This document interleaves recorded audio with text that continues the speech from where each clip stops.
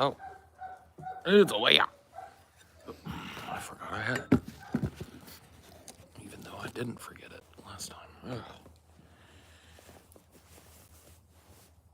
This could be very dangerous in my front pocket. Bouncing around, knock me right in the mommy daddy button. Very easily.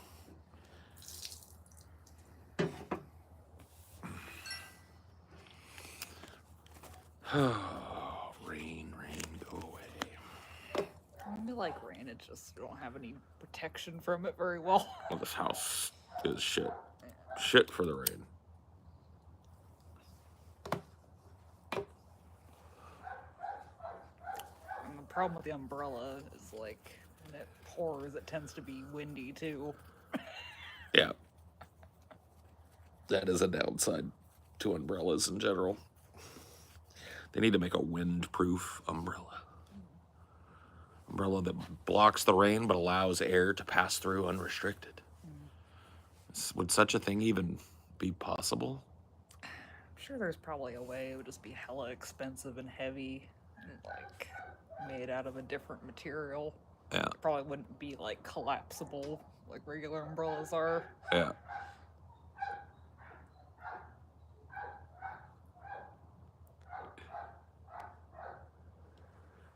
Who's having a bark down over there? I don't know. But did you hear that coyote earlier? There was a coyote howling, and all the dogs were freaking out in the neighborhood. Yeah. That coyote Dogs like, just have like an innate hatred for coyotes. yeah. And vice versa, I think. I think they recognize each other as natural foes. Dogs have been raised to ward off predators, and then coyotes went down the line of we are predators.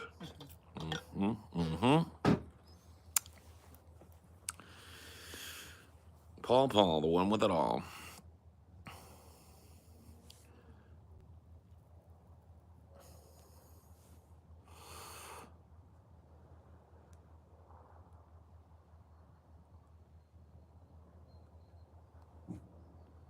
Ugh.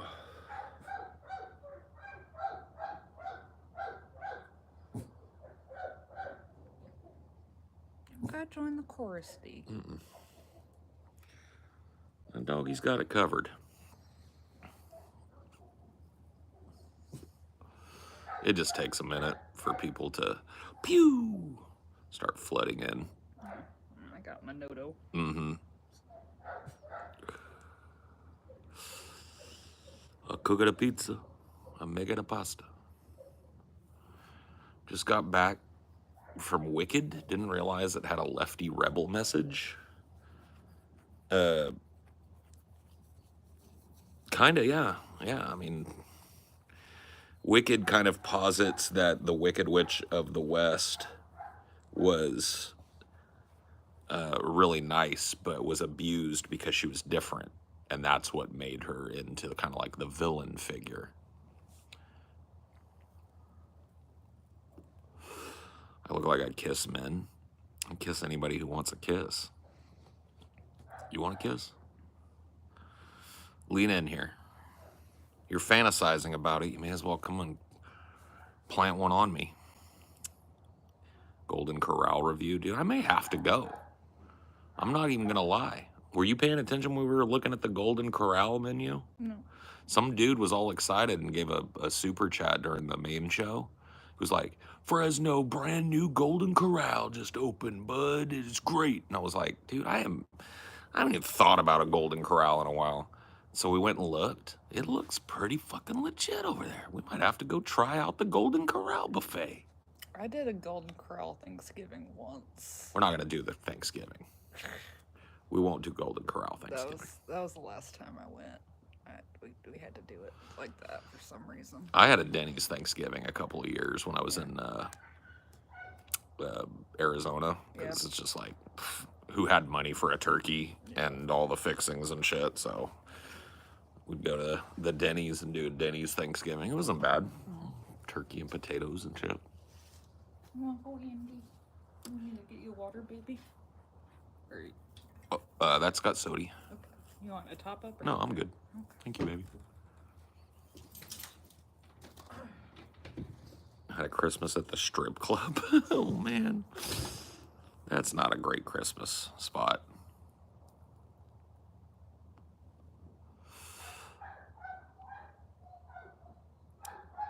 Santa? Santa?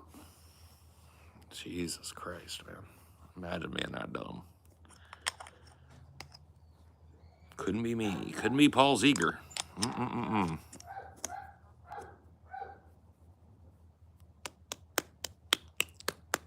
I'm bad?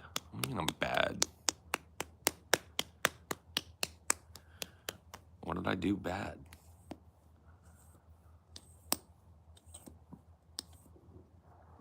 No holidays for Abby this year. Abby straight up working through the holidays. I've been there.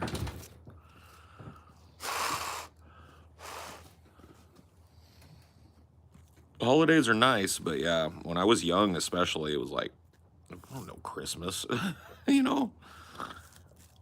When I was in my 20s and late teens and stuff, there was no Christmas. Well, no Thanksgiving. We skipped that for money reasons, you know. It's nice. It's nice to be able to celebrate those things. It really was kind of tough not having those things so many years. Made me a kind of a cynic about it.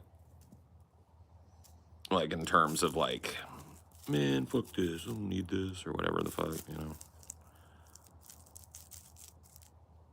Kind of like, since then, I've not wanted a birthday party ever. I just don't really deal with birthday parties. Made my mind up that holidays were for suckers. You had a pretty big birthday last year. Mm-hmm. Met a bunch of family he hadn't seen in a while and shit. That was nice. That was nice. I don't have to be as crazy with it anymore. Just the way that I had to be when I was in my 20s. I had to walk my own path for a while. Do things my own way. Save money where I could.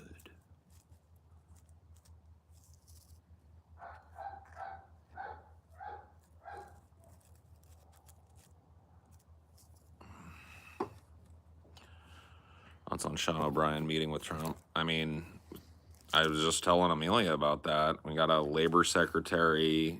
She's a Republican, but she co-authored the PRO Act.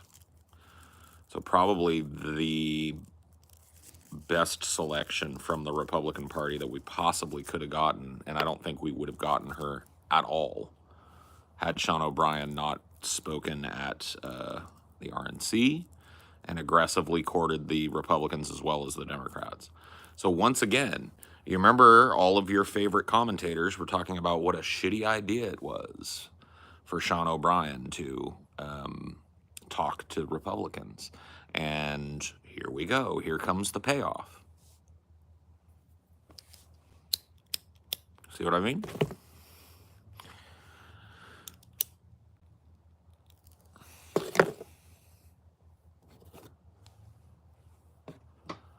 Just like, you remember how many people were shitting all over the Teamsters for Sean O'Brien choosing to go speak at the RNC and being the first fucking union president to speak at an RNC in like 30 years? Remember that? They'd probably argue, I was like, well, then he's the one that got Trump elected. Salty.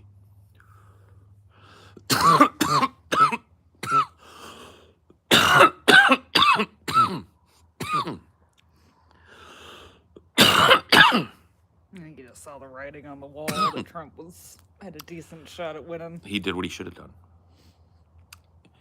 If the Republicans win, it's 4 years that you've got to work with them. So why not have a relationship with them? Why not have an open door policy where you go talk to them and at least let them know what your concerns are, right? And in this case, I can almost guarantee you that woman would not have gotten labor secretary. We would not be getting a co-author of the PRO Act as labor secretary without Sean O'Brien. So I want to hear all of these fucking libs that were shitting on the Teamsters for courting both sides Once again, less fantasizing about Jon Stewart in 2028, more, what did I do wrong this electoral cycle and how am I going to not fuck up that way again? Watch carefully, though. Watch your favorite fucking lefty commentator real carefully and see if they have anything good to say about this move. And then remember what they had to say when this move was made, because this is a chess move that just paid off. I think Kyle is ducking my criticism. Kyle doesn't read Twitter. He just posts to it.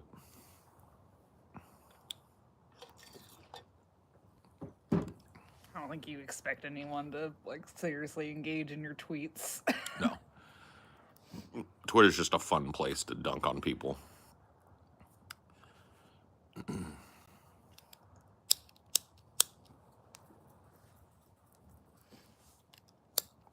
It's wet.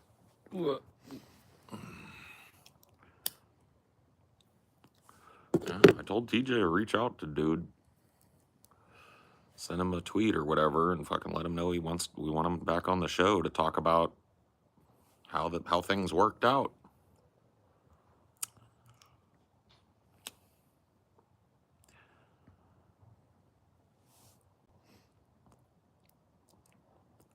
Thank you, Elon. Oh my God, you're one of those guys, dude. Why are you in my live stream thanking Elon? You ever wonder about that? Like, what's going on there, bud? Whose decision was that?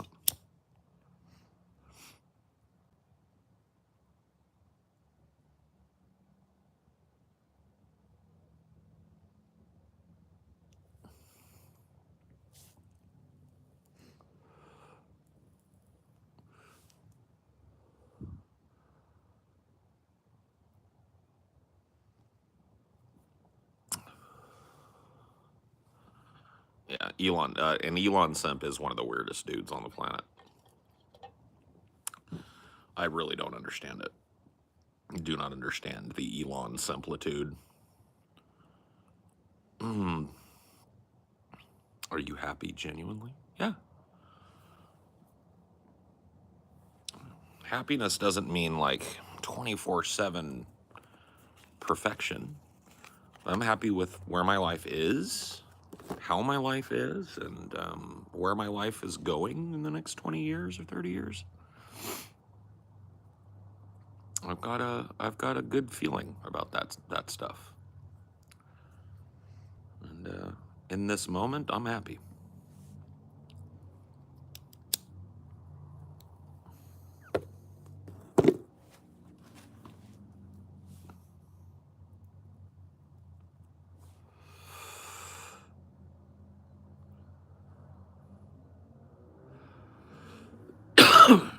You have any advice? Sure. So I'm a Taoist, and I try and keep in mind some of the principles of Taoism, right? And the one that comes to my mind all of the time is remain at the center of the circle. That is, never lose sight of the fact that you're a part of a greater organism. That's the center of the circle. That's being reflective in the Tao. When you walk outside and you see a tree or you see a flock of birds in the air, you're seeing yourself. You are no different. You're made of the same stuff. You came from the same place and you go to the same place, right? And so that can be very grounding if you really let that sink in. But you have to let it sink. You have to know it to be true, right? And I'm telling you, I have those thoughts. It's like little, I call them like little checkups all day, where I will ask myself in a roundabout way, are you at the center of the circle? And if the answer is no, I start making my way that way.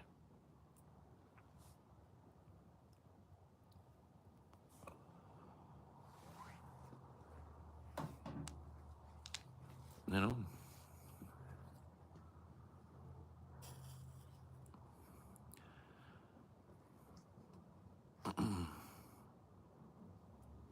if you feel like the appendix of the organism, you're still a part of the organism.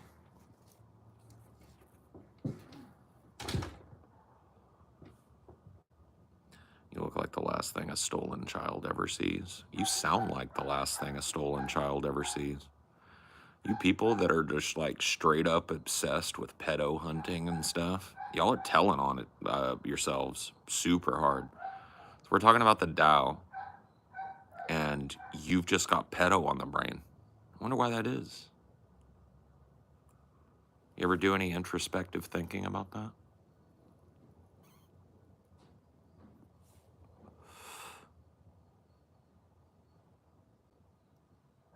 What did I just scroll into? Maybe if you shut your fucking yap for like 5 seconds, listen, you'd know. I know that that's not something you know how to do. Don't worry, they not coming down.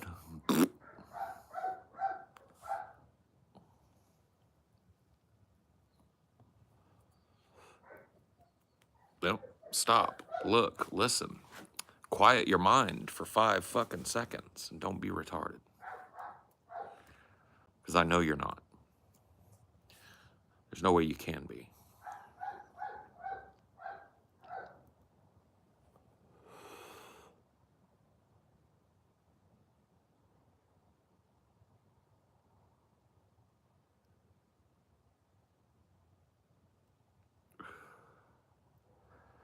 Hell's all this mudslinging? You asked a dumbass fucking question. You showed up like you were special in a room full of 100 people and asked for a recap, like Norm from Cheers just arrived or something when you're nobody. Do you usually get that kind of reaction when you step into a group of people who don't even realize you exist and try and take the floor? How do people usually react when you do that? Do they celebrate you, clap you on the back, lift you up on their shoulders, and fucking carry you down the street in a parade? You're not the main character. You're not even a side piece character. Yeah, I know you were asking what the hell I was talking about. In the middle of a room filled with hundreds of people, right? You decided that you needed me to stop and do a recap for you, dumbass.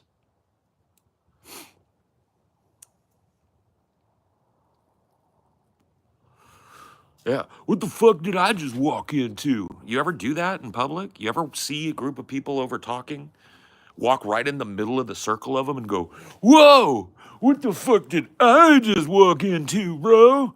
How do you think that would be received in public? Why do you expect me to go like, what's up, dude? You get it now? Dumb fuck? Unbelievable, man.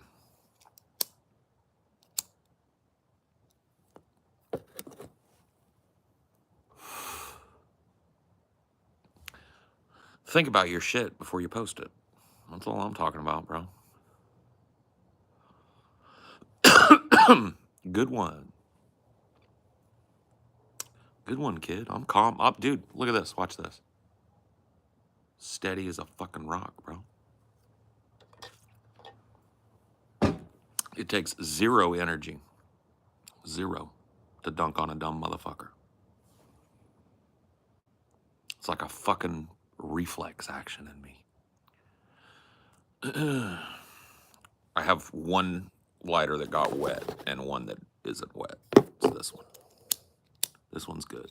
This one's wet. We're letting it dry out. Don't judge me. Satan gave you the power of clairvoyance. No, he didn't. I'm holding up a number of fingers on my right hand. Unban him. I want to see the power of clairvoyance. I'm holding up a number of fingers on my right hand. If you have the power of Satan's clairvoyance, he should tell you exactly how many fingers I'm holding up. Come on. This is an easy test, man. It's an easy test. And you got a good chance. You got like a 20% chance of just guessing, right? So who was it? Who was it that said that Satan gave him the power of clairvoyance? Which idiot was it? Let me see. Somebody banned him. Son of a bitch. See what I mean? Oh, it's you? Okay, so your guess. How many fingers am I holding up on my right hand off screen? Should be a real easy one for Satan to tell you.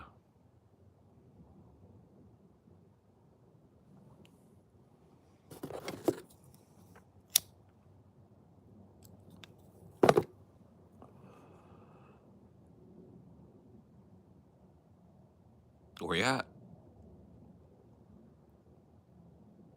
Come on. Type in that number. Come on and let the power of Satan flow through you. Come on. Should be a simple thing, right? Clairvoyance is what you claimed. Let's do it. What do you got? Maybe he's got to do a ritual or something.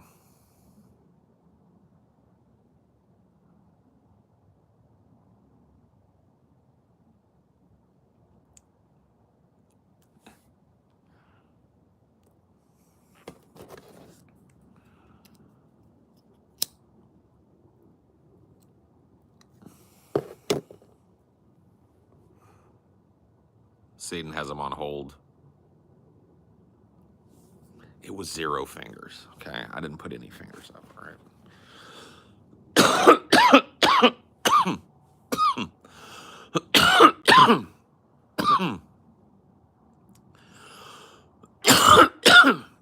Raise your fist.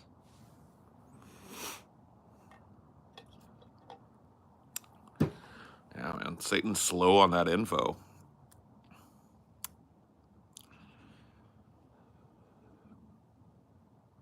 Satan's slow on that info, man. Why is Satan so slow? Lactose dominus, dominus corpus, bibimus corpus, sanguinus bibimus, edemus corpus, lactose dominus.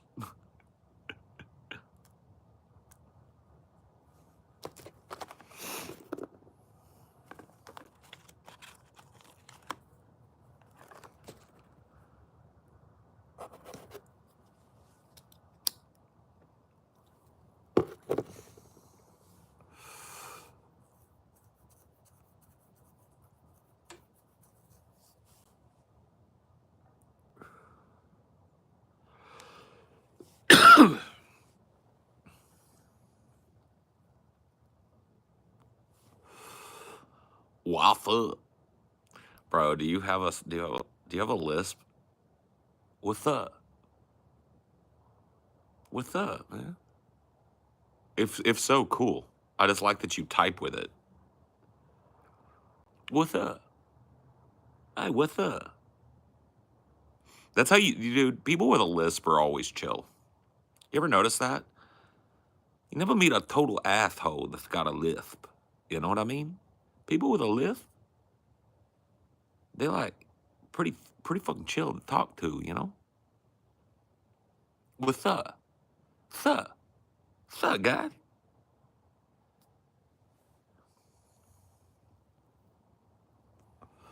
Tyson was rapey for a bit. Oh, yeah. I guess that is true. Good point.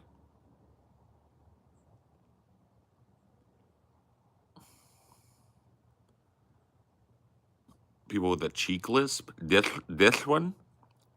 What's up, guys? This lisp? What's up, guys?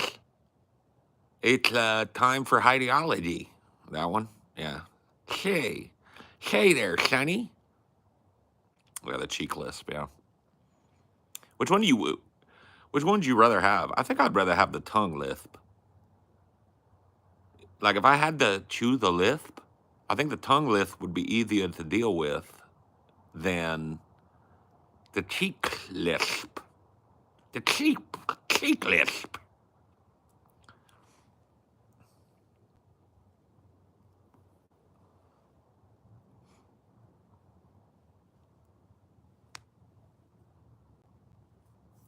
Yeah, it seems like it would get a little spitty.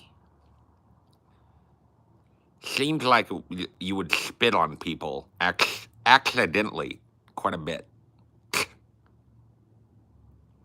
But with the tongue lisp, it wouldn't be that fucking hot. Hey, funny. That's oh shit, both at the same time. All right, everybody. It's time to talk about the lisp. Oh man.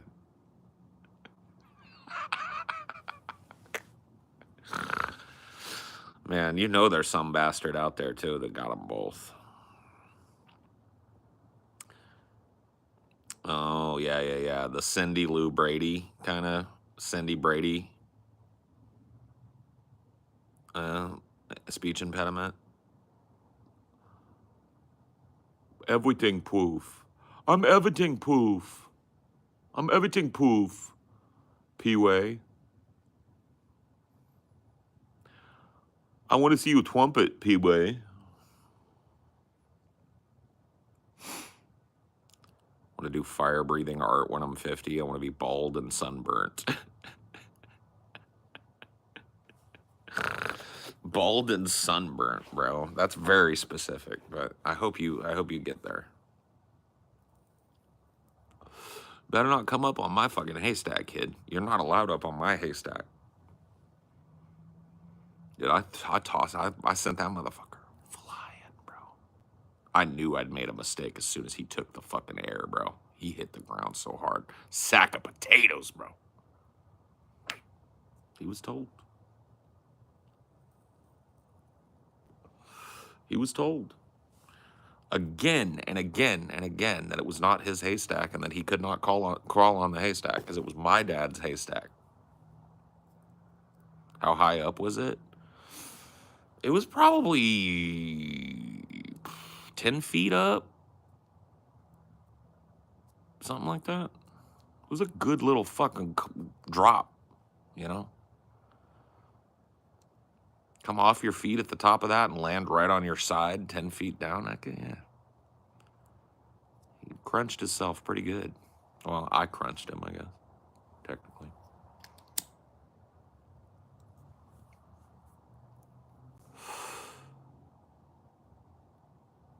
Yeah, he's the one I locked in the fucking jail that was made to be escapable. Yep, that's him. The Kidtown Jail. The only person that was ever successfully incarcerated in Kidtown Jail. That was Sean Johnson. I took care of him. Do you have a least favorite accent? Boston. Go down to the harbor, get in the car, wash the car. Do me a favor and wash the car when you're down at the harbor. When you're down at the harbor, wash the car. All right? I can't drive around in the dirtiest car in Boston. Boston. Boston. Yeah. I can't hang with that shit.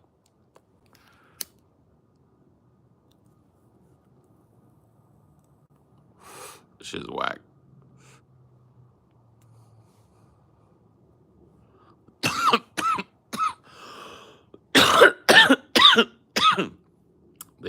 They do kind of sound like babies. Your wife is right. They do kind of sound like babies.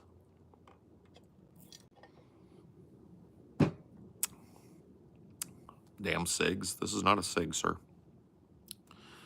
But, yeah, damn cigs.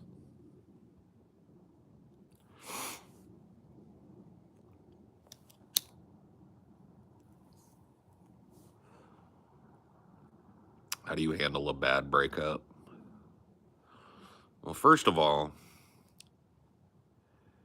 I think that, like, a bad breakup has to do a lot with your own attitude during it, right? This is something that I've learned. This was a learned problem, right? You have to take people at their word, and you have to let people let go. So my last relationship prior to my marriage here, my partner left me, and I was devastated by that. Even though, I acquiesced to her complaints, we were volatile as a mix together. It crushed me. It crushed my whole fucking life, right? But I did not I did not get into that kind of mode where you're denying reality, right? When she told me that it was her intention to leave, she'd made up her mind that she was not going to change her mind. I got the fuck out of Dodge, I was like, okay, I'll make it easy for you. And I moved in with a friend for a couple of days and moved into a hotel for a week to give her time to pack her shit and to leave. And I'm telling you, man, yeah, it was soul crushing to watch her leave, and it was soul crushing to be alone in that house, all looted out. But it was way less soul crushing than not accepting for months and months and months what happened and what was real, right? And so I think that that's what I was trying to get at the point is like, a breakup being bad starts before the breakup.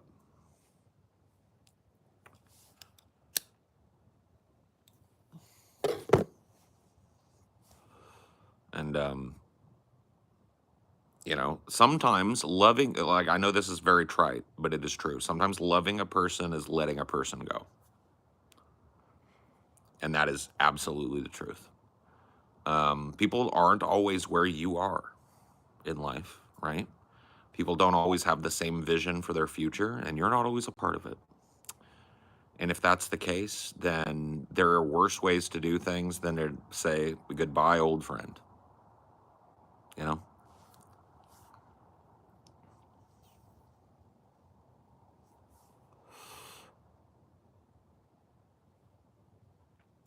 So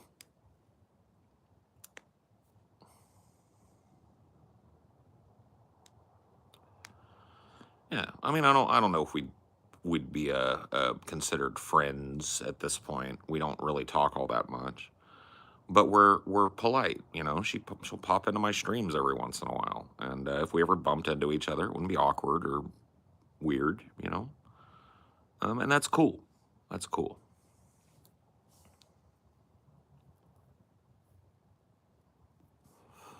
I'm devastated. I'm back to smoking weed 24/7. Yeah, I mean, you gotta cope.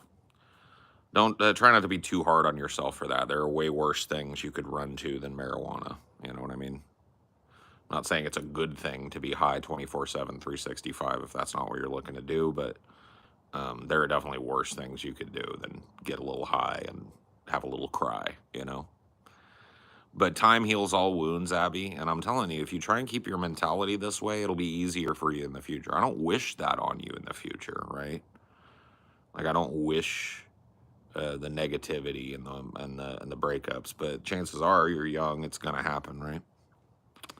And so, try and keep in mind what I said.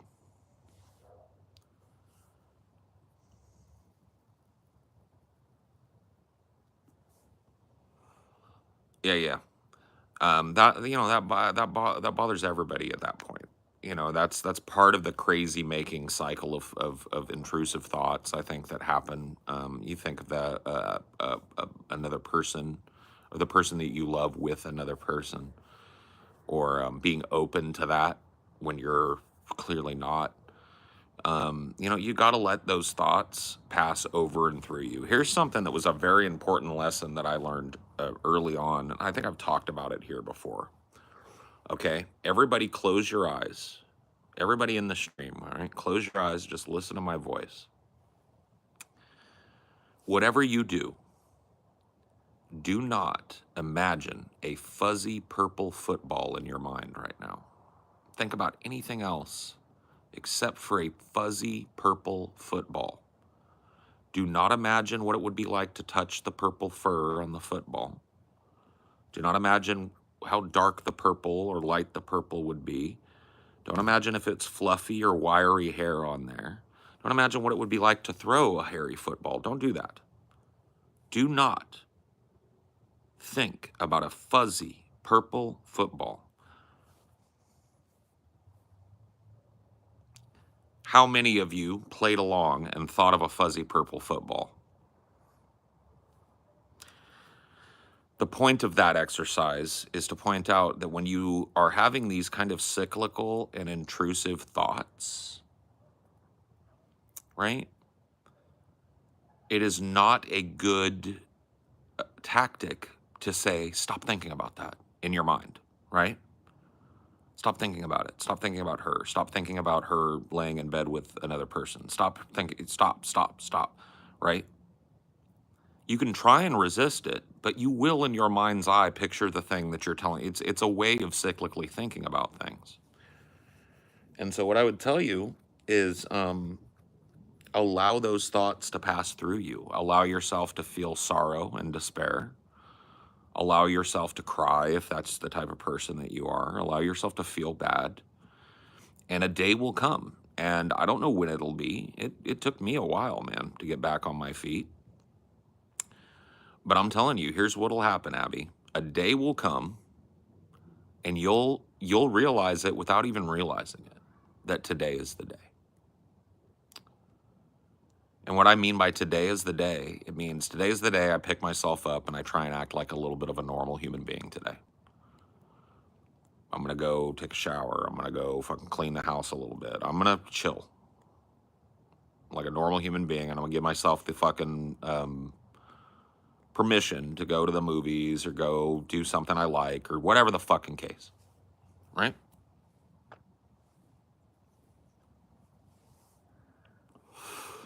When you've grieved enough, your body and your brain will let you know what day that is. You know, you are hardly the only person in history that's ever had a breakup. And most of the people that have those breakups survive them and move on to future breakups, you know? You know?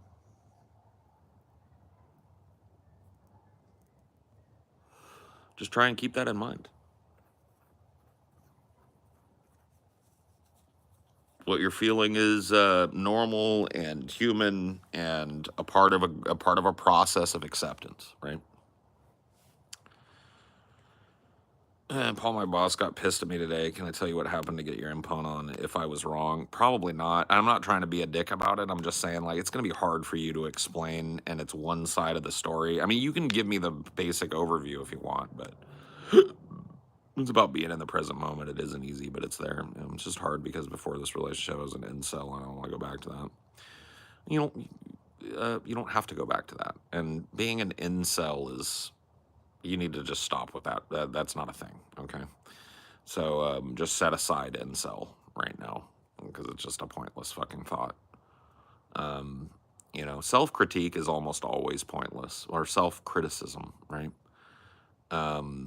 You can critique, something that you failed at in retrospect, but criticizing yourself, your personhood, almost never a good thing. I'm an incel. I'm labeling yourself and shit is what I'm talking about.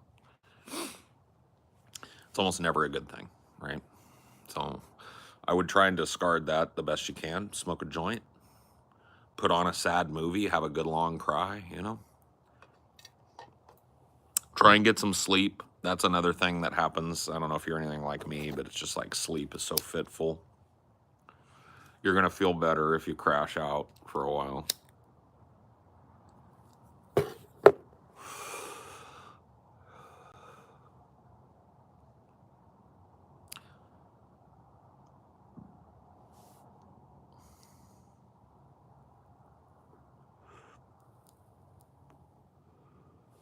Isn't some self-criticism a good thing? Well, I just tried to give you the difference, right? Criticizing something that you did that was a mistake, right? And understanding what that mistake is and going forward, that's a healthy process. Calling yourself fat, ugly, stupid, retarded, incel, loser, loner, faggot, whatever the fuck, right? That's what I'm talking about. Talking about criticize, like ad hominems against yourself, right? Criticizing your own personhood is what I'm talking about. It's never a good thing, right? Almost never.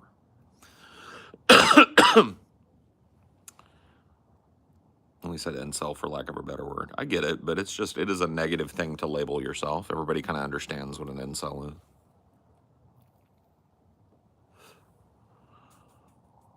I'm just saying, try and be kind to yourself. There are going to be a lot of times in your life where the only person around to be kind to you is you, so you better learn how to do it. I hate to say that to you at a time when you're down, but it's just like, I don't want to fucking fill your head with fantasies, man. You're going to have some hard times in your life. This is one of them. You know what I mean?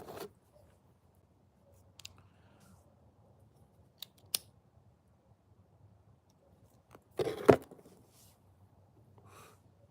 hard because I'm trans and I don't like myself. That's a whole ball of wax, isn't it, Abby? But you know what? It seems like a trope, but do you know how many sour breakups turn into deep introspection and life change?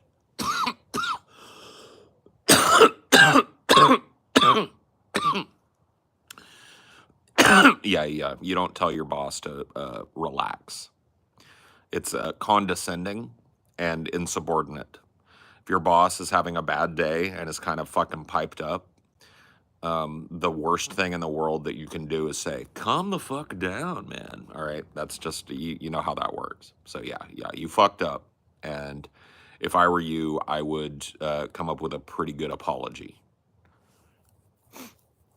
I don't know that you deserve to be screamed at or whatever and as a result, but yeah, you fucking instigated that shit, bro.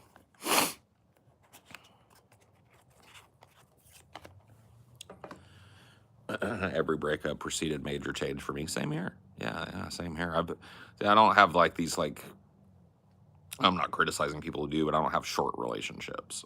All the breakups I've been through have been like long-term fucking relationships that kind of fell apart. And yeah, every last one of them is the start of a new era in my life. If I think about it that way, you know what I mean?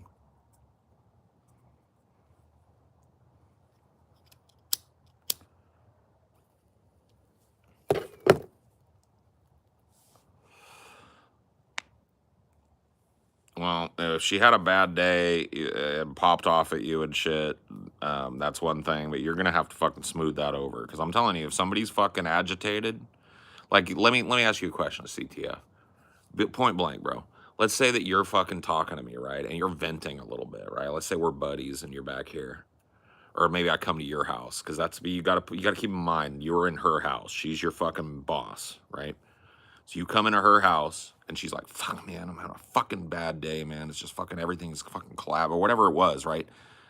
And I go to you, hey, CTF, calm down, bro. Chill the fuck out. There's a good chance you're gonna take that in a condescending way because you're already fucking, your blood is up and shit. So you're just gonna have to fucking eat that one, bro. It was just a bad decision. Just a bad decision on your part. She might have overreacted and shit.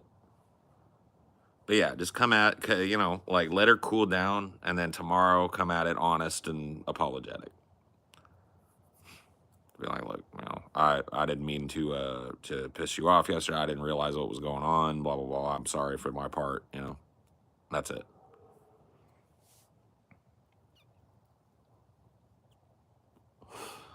That's the problem, right? It's like, you know, I don't like to be told how to be. I don't think anybody does, right?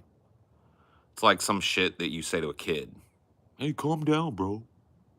So condescending and shitty. It's like, fuck you. Who the fuck are you to tell me what to do? Don't like it? Leave. I don't got you chained to me, motherfucker.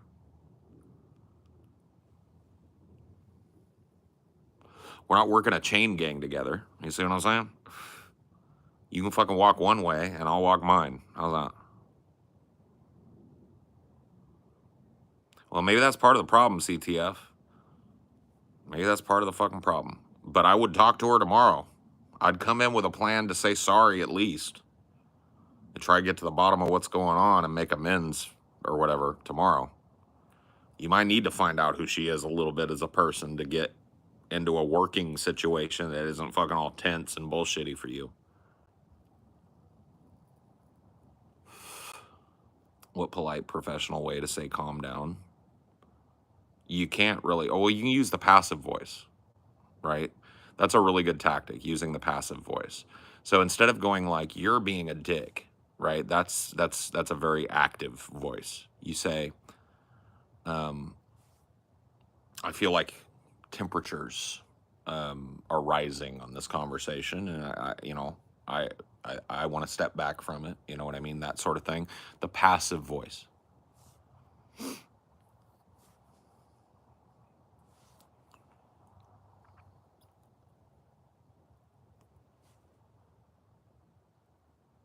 Yeah, I feel, I feel very confused right now. I'm sorry, I didn't realize that, what was going on. Is there anything I can do to help? Yeah, that's a really good way to do it, right?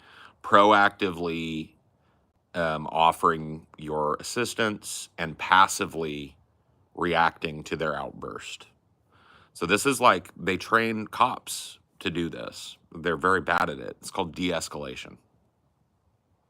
This is a psychological technique that's used by cops, doctors, ambulance, like EMTs, people that have to deal with the general public at times when the people can be very fucking agitated, right? Everybody that works that type of job, and even a lot of corporate structure jobs, you're going to get de-escalation training.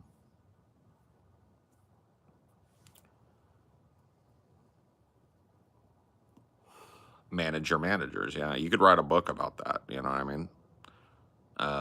It's all psychology, and you really got to understand what's at play. Yeah, I mean, that's a good point, Andrew. Cops aren't necessarily bad at it. They just don't employ it, right?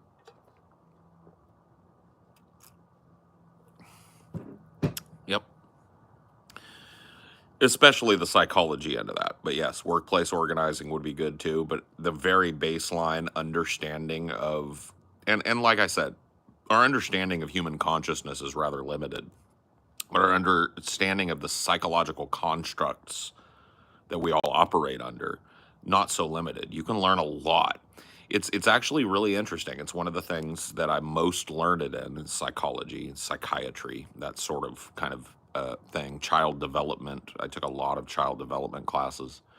I was in school to become an LCSW, licensed clinical social worker. I would have been a social worker who did talk therapy for people, right? Or at least that was the idea. And one of the things that you learn in these classes is that you start learning about the ethics of psychology and psychiatry, right? Because there are unethical ways to psychologically manipulate people when you know how the human brain works, and maybe they don't have a deeper understanding of that, right? These are called, oftentimes called, what do they call that? Social engineering, right? The ability to, it's also used as an abuse tactic, right? So gaslighting is a use of a psychological principle against another person that person doesn't really understand, right?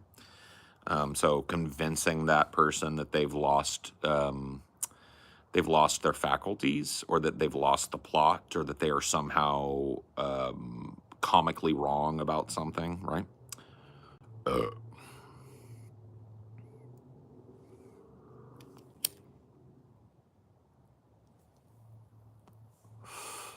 So, but if you understand that you're not a superhero because you understand a little bit of psychology, and if you don't act like a fucking manipulative asshole and use it against people, it can be a window into what other people might be thinking, and a good way to create an environment where you can kind of imagine a scenario and play it out different ways, right? That's another thing that I do a lot. and I think that is very important for human beings to do. And knowledge of psychology will allow you to be introspective in a way that's useful, right? You'll understand your own thought processes, and by extension, gain a little insight into the thought processes of others, right?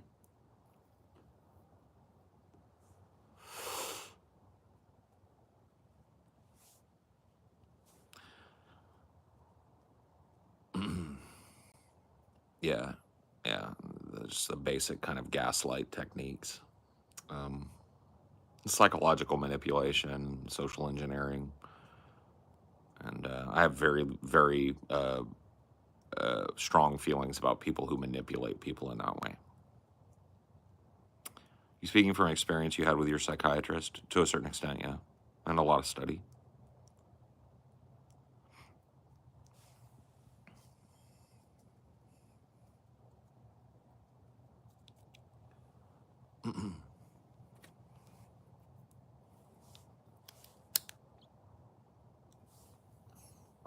I mouth off to my boss sometimes, and again, my boss is me. Same, dude. I fucking straight up verbally abuse my boss sometimes, and he can't do shit about it because he's me.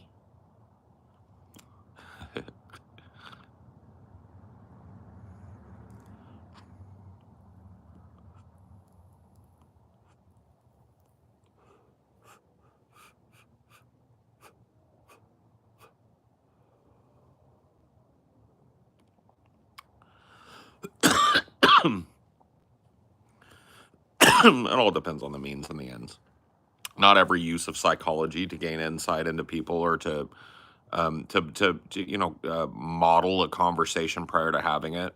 That's not manipulative inherently. It's what you do, right? What is the end goal? So it's the ends and the means. It's not a blanket statement, right? I use it all the time, right?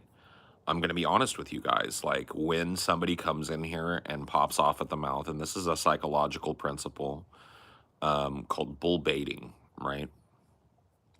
Which, trolls, people will come in here and use on me, and I will reverse on the troll, right?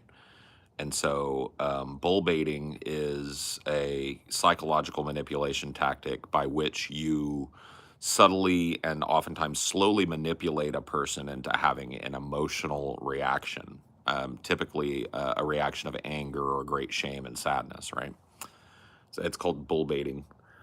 And one of the best counter tactics when you encounter a bull baiter in real life is to give them what they want and give them a dose of their own medicine, right? So this is just a psychological technique. If someone bull baits you, comes in here and goes like, "Hey, dude, why are you so fat?" Say, "I don't know. Why's your mom like my fucking big fat dick up her ass?" You know what I mean? Just get it right in their face, right? Immediately double down. And 9.9999% times out of 10, right? 9 times out of 10 plus, those motherfuckers go. The next thing that they'll say is lol or some shit, and it works in real life too. Here's another little thing that you'll learn about people. The loudest motherfucker in the room when it comes to like talking about what a Billy badass they are is probably the first motherfucker that's going to get his dick knocked in the dirt if a fight ever happens. And guess what? These loudmouth motherfuckers know it. That voice, that telling somebody I'm going to beat your ass is used as a tactic to get a person to back down by threatening them with something that motherfucker will never do. And if you step up to it, if you go like, all right, beat my fucking ass then, 99.9% of the time it de-escalates. It's worked a million fucking times in my life, bro. A million times. People in real life can pop you in the mouth though. Yeah, they can.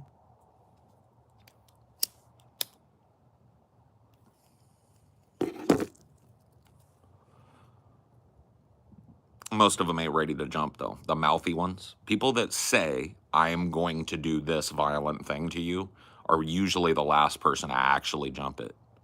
The dudes you need to worry about is the quiet motherfucker, Okay? I've just seen this play out so many times in my life that I know it to be a fucking universal fact. The dude you need to worry about in the room hauling off and knocking somebody the fuck out is the dude that keeps his fucking voice down.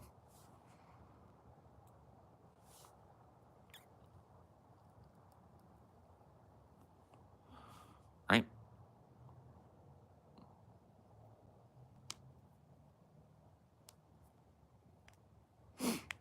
Because I'll tell you what I know about dudes like that, right? And I'm not even talking about quiet, like to the point where they're never talking. I'm talking about a dude that isn't flexing that, right? A dude that never needs to flex that. Those kinds of guys have got a threshold, and they don't allow you to see that you're approaching the threshold. But once you've stepped over it, your ass is going down, or they are.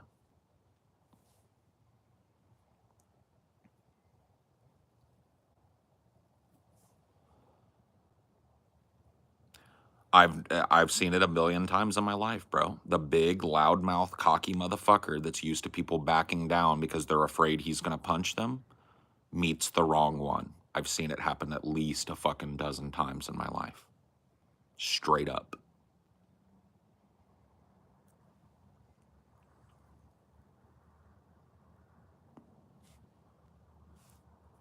I'll tell you guys a story about one.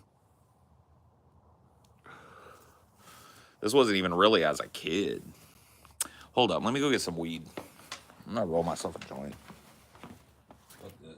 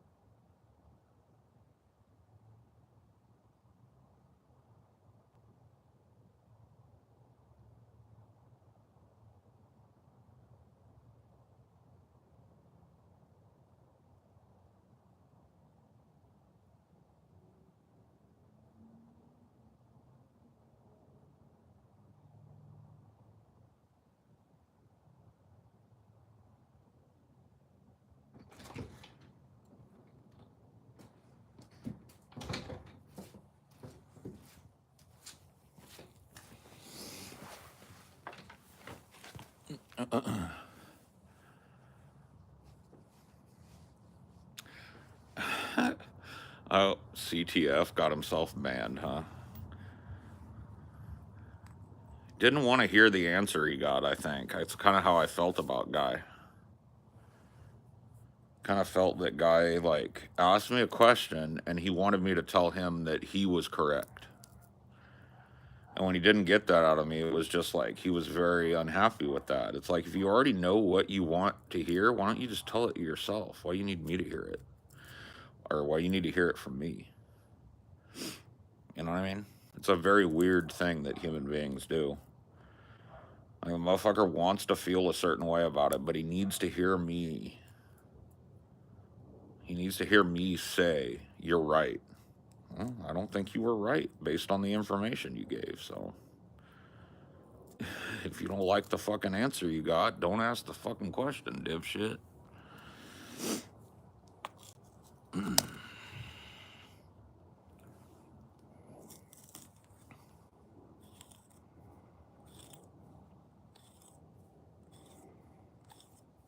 You always roll your own. I don't really roll my own. These are cones, so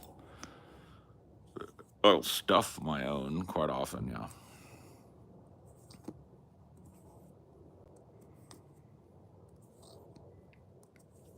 So what was I gonna talk about? Oh, a time when a mouthy motherfucker got dropped, yeah. So, my mom's house was kind of like where everybody in my family and their whole group of friends and my group of friends, we would all party there. It was just a big party house. And it was also, and still is to this day, sacrosanct. You do not do violence at my mother's house. You don't threaten violence at my mother's house. It is not a place for violence. And anybody that tries to do violence at my mother's house, ironically, is met with violence, immediate violence. You're not allowed to do it, so you get checked, right? And there's a guy, my aunt was dating him for a long time. His name was Dave. His real first name. And I'll tell you a little bit about Dave. And this, becomes important, I think, at least to his motivation in the story. Dave was a full-blooded American Indian. 100%, I believe, Cherokee Indian is what he would tell people, but he was definitely visibly American Indian. And people of American Indian ancestry, or American Native ancestry, do not have the same facility that people of European and African ancestry do for our livers to process alcohol properly. And so it is far more likely for a person of American Indian descent to develop drinking problems, right? They have no natural kind of evolutionary history with it. And Dave was an Indian guy, right? And he was a big shit talker, big mouthy guy, right? Liked to bust on people, liked to rag on people and make fun of people. And one of the things that Dave took a whole lot of pride in was that Dave was pretty good at shooting pool. And my stepdad had a pool table. So that was a big kind of congregation spot at my mom's house when there was a big party or a get-together going on. We got a bunch of guys chilling around the pool table. And every time, my aunt would bring Dave, the guy she was dating, that's where you'd find him. He'd be in there drinking, shooting pool, and talking shit.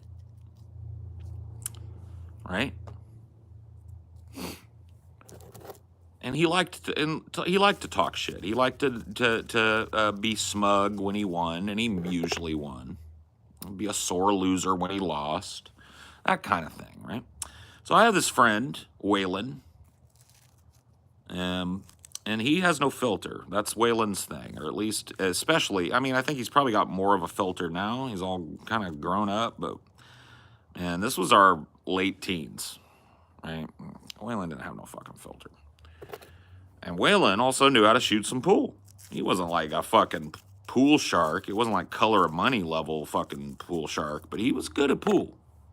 Better than Dave. And so Waylon's got a radar for this type of shit, right? Because typically, Waylon wasn't a guy that was gonna sit and play pool all night. But he overheard Dave talking shit, and he was watching him play, and he was like, I can beat this motherfucker. So he started doing it, right?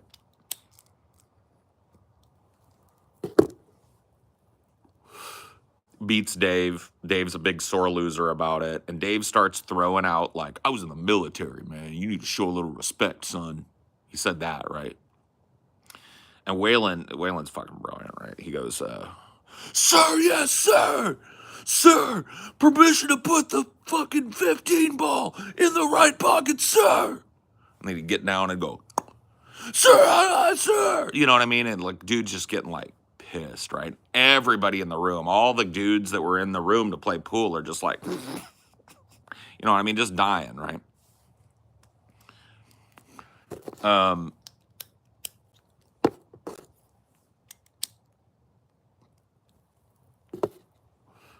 So finally, Waylon beats him for the last time. Waylon throws some shit at him, just like, oh man, fucking good game, bro, or whatever. And he goes, stay the fuck away from me, man, you little shit talker. Waylon's like, everybody in the room just kind of laughs because it was just like, he's so salty, right? Whatever, man. Well, me and Waylon kind of left at that point, went around the side of the house to fucking spark a J, probably. And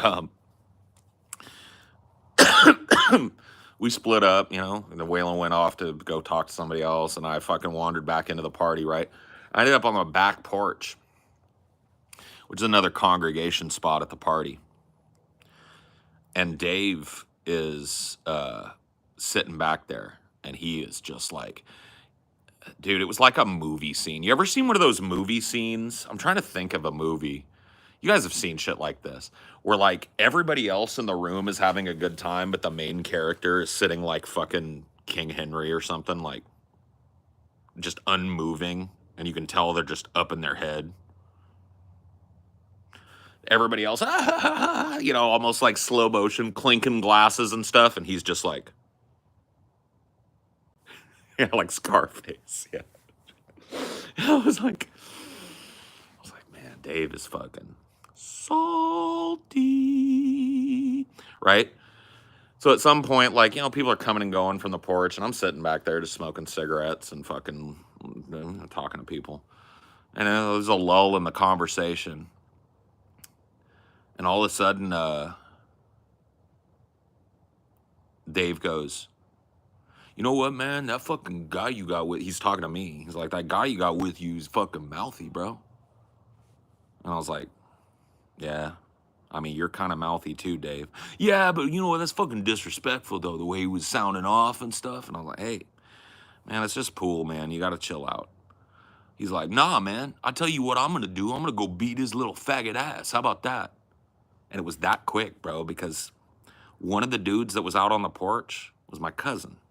My cousin used to work at San Quentin. He was the shield man at San Quentin. That was for a cell breach, right? When a dude refuses to cuff up and they've got to go in with the team of dudes and beat him down. My cousin had the shield. My cousin is 6'5". Weighs, he's huge. And it happened to be an earshot of that. Dave saying he was going to go beat my friend's ass. And he said, Dave, you're not going to do shit. And Dave was like, you ain't going to stop me. That's all it took, bro. Fistful of Dave's shirt, pulled him up out of the chair, right? Walked him to the front door, just like that, with Dave trying to get his hand off of him. Just walked him. Dog walked him to the front door. Opened the front door. Everybody inside had no idea what was going on, so everybody just gets quiet. They're like, walked him to the front door, put a shoe right in the middle of his ass, and just kicked him. And he fell off my mom's front lawn into the street. And that was that. Said, don't come back in here. Went right back.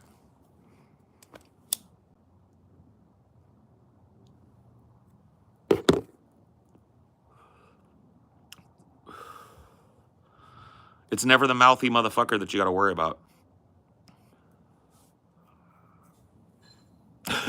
Sir, permission to break, sir. Sir, permission to sink this 8-ball right up your asshole, sir.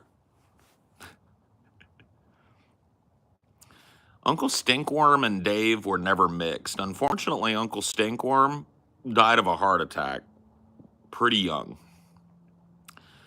He was a big guy, not like overly fat or anything, but just a big guy, and he ate big, and he drank big, and he had a big heart attack. So, fortunately, Uncle Stinkworm wasn't around for much of my childhood beyond my mid-teens, I think.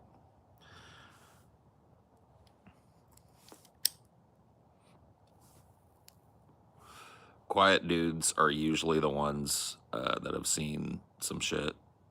Yeah.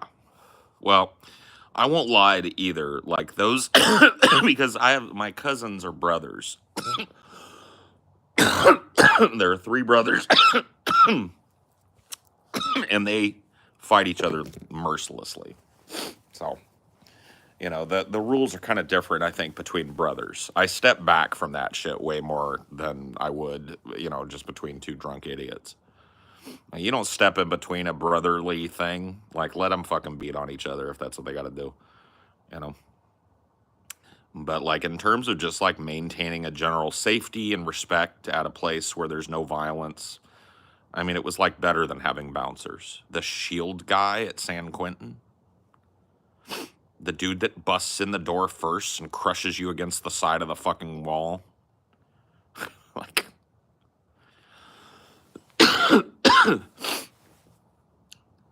so that's just one story. I mean, a lot of them aren't that dramatic or detailed because I didn't see the lead up. I wasn't privy to the lead up, but a lot of just mouthy fucks.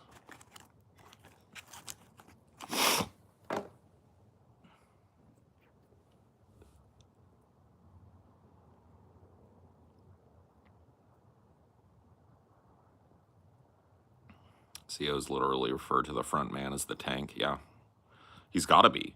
He's got to be he's got to be like a linebacker. He's got to be a dude that can go in with so much force that, you know, you're gonna knock a motherfucker off his feet, push him up against the wall, and subdue him.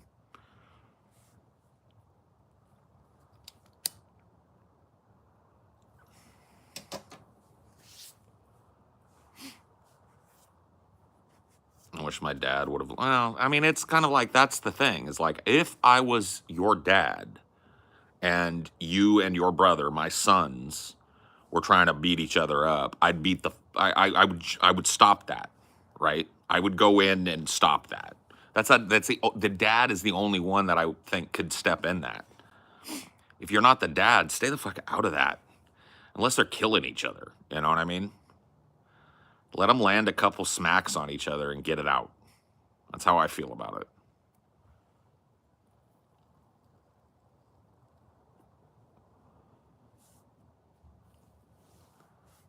Well, oh yeah. I mean, my friends, like, I hate to, like, understanding the family dynamic that I grew up in is really like you could learn a lot from it. You know, if you had a little knowledge of psychology, you could infer quite a few things and probably be correct, right? Like, I've told you guys, my house was the center of the universe, right? Like my parents' whole life, and when I mean their whole life, I mean everybody they knew and loved was there, right? My mom's house was just a natural party spot. My whole upbringing, that's what it always was. It was an open door policy. There was always something going on, right? It was one of those local spots that, like, my family and my parents' work people, they treated my house like a bar. And there were upsides and downsides to that, right?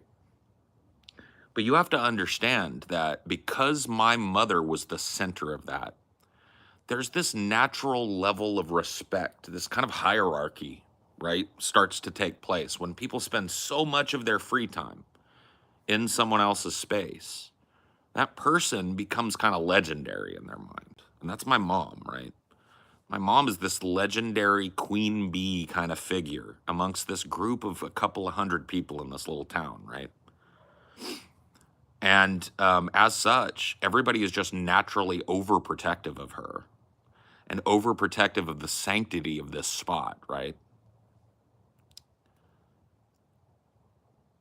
I was her son, right? And so if she's the queen, I was kind of like the little Prince Fartharoy running around, right? Like everybody loved me. Everybody knew me. Everybody thought I was the greatest fucking shit in the world. And I was just, it was like a built-in audience of really appreciative people for me. My whole life, my whole upbringing, right? It's why I love performing, I think, right? And so if you were my friend, yeah, I was like Joffrey, yeah.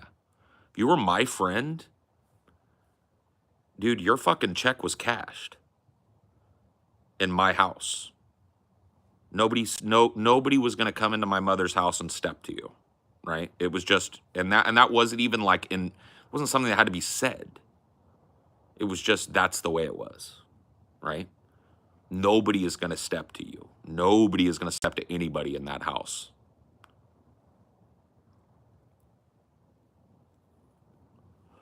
And I'm not even kidding. It was enforced. You know what I mean? Very strictly enforced. And then with the rules. And it probably reveals a whole lot about my psychology, honestly. Being raised in an environment like that is wild. It's like having 25 parents.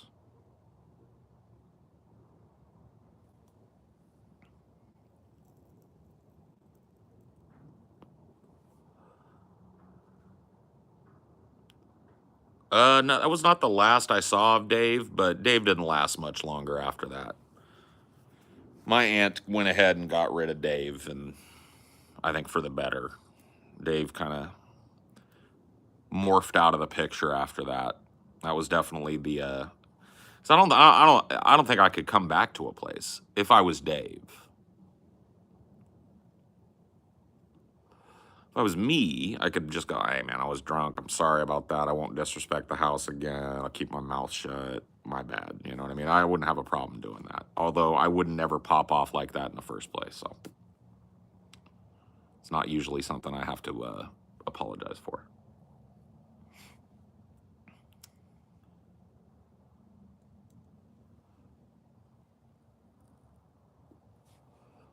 But it made me a very social person. It also made me addicted to conversation. Like I have to, like, if left to my own devices, I'd just be talking all day. You guys see that, right?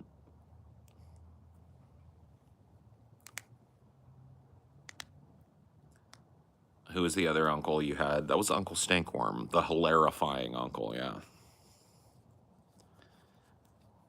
He was fucking so funny, but I was so terrified of him because he was just so big and angry. Like he did this thing, dude, called scobbing the nobbin.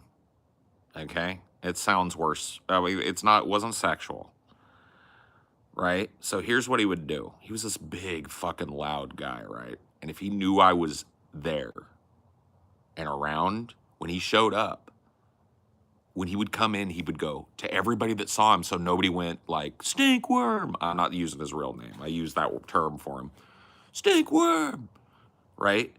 He would go like, and he would come up behind me when I was unsuspecting, sitting there playing Nintendo or watching a movie or like talking with somebody else, be like, to everybody else, he'd come up behind me, he would get me in a headlock, he would put his knuckle like that right in the center of my head and go, and I'd go, ow, ah, and he was like, scubbing the nubbin, no, stop it, ah! And then he'd go, ah. But it was like, it was not just a little noogie. He would scob the nobbin, bro. It hurt. Was his name Archie Bunker? No.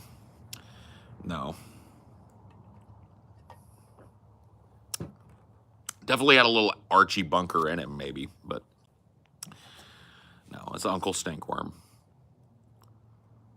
But he was so fucking funny. He was so funny that I couldn't help but love him, but I was terrified of him. He was hilarifying. That's the word that I came up with him. That's the best word for him, hilarifying.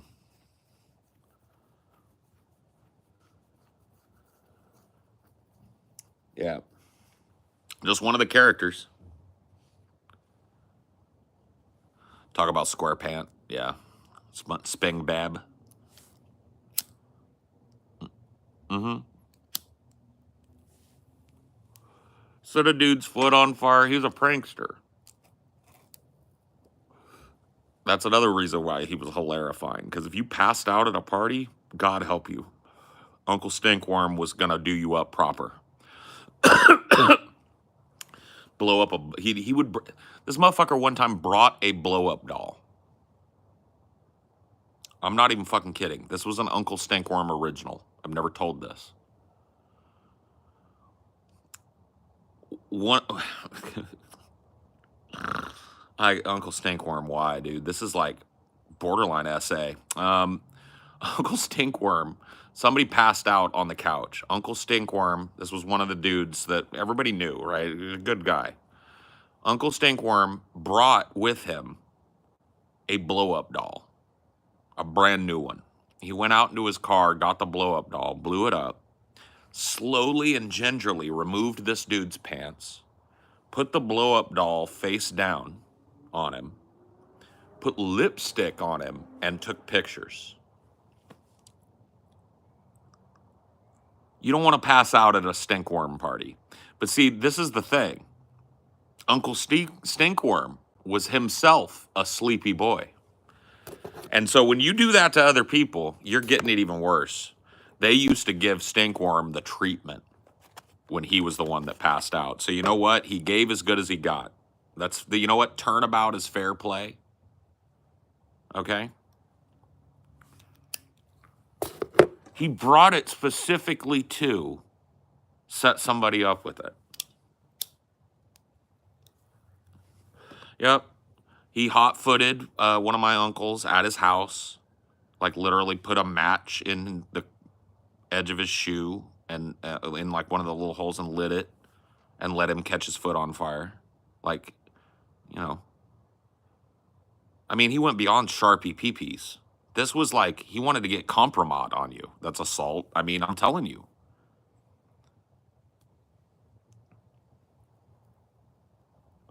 Was he a good sport when he happened to him? Let me tell you something about Uncle Stinkworm. The thing I remember most about this man, and I'm not trying to, like, I really did love the guy. His laugh, you could hear it from fucking 6 country blocks away. I'm not even fucking kidding, bro.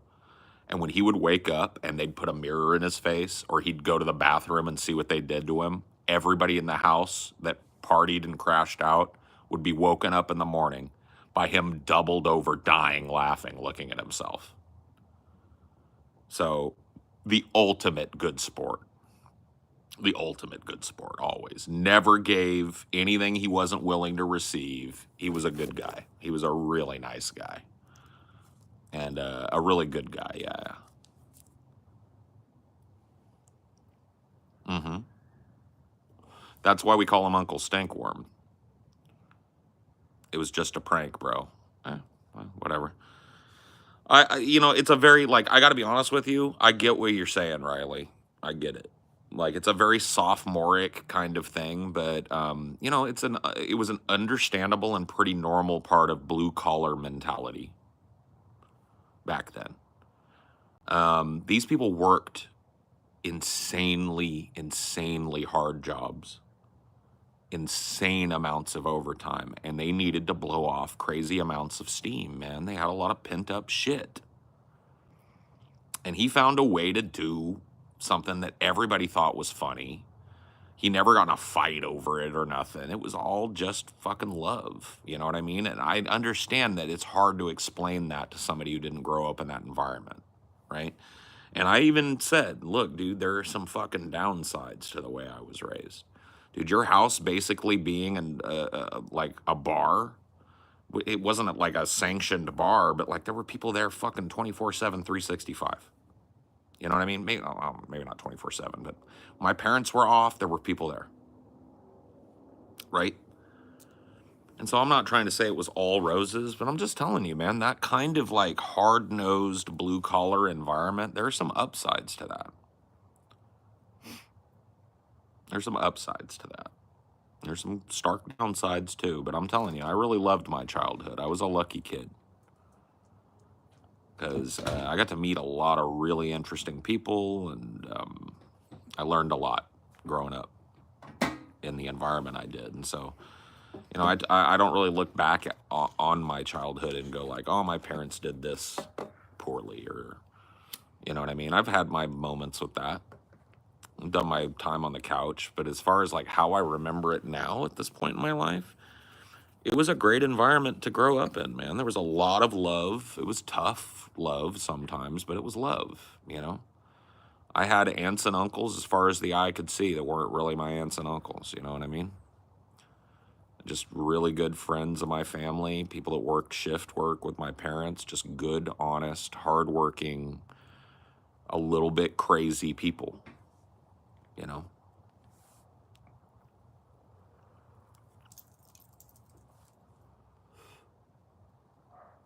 Are there any characters from those days you despised or disliked? Yeah, maybe not despised. I don't want to go into too much detail because I know some of my family members watch these videos and I don't want to shit talk people, but one of my uncles had a wife who was, is this a word? Prig? I can't place it. Prig. I I'll want to look it say, up. yeah, could you look? P-R-I-G. Priggish. I want to say that's like, Self-righteously moralistic person. boom. Perfect. She was a prig. And she judged everybody for drinking, even though she was there at the party. She wouldn't drink all the time. Sometimes she would. When she did, she'd have a good time. She was one of those people. She was pent up and she was priggish. And I didn't like her. I didn't like being around her because I was such a gregarious little kid and sometimes I'd be one of the only sober people around. She thought that she should pull me aside and talk to me about how bad it was to be like all these other people around me and shit. And it's like, lady, you understand that everybody I love is in this room and I don't know you from Adam, right? Like, she just had this idea. Prig. Perfect. Thanks for looking that up, babe. Sorry to put you on the spot. You just I just didn't know it. You just have a really good vocabulary, like usually better than mine. So I thought I'd try you. I didn't know. But I remember that word being used in association with her, and it's perfect.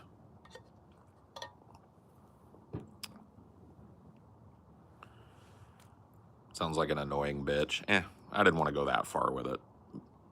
She may or may not still be involved with a person that I may or may not still love and know. So I may or may not want to go all the way to annoying bitch, but priggish, for sure. A bit of a shrew.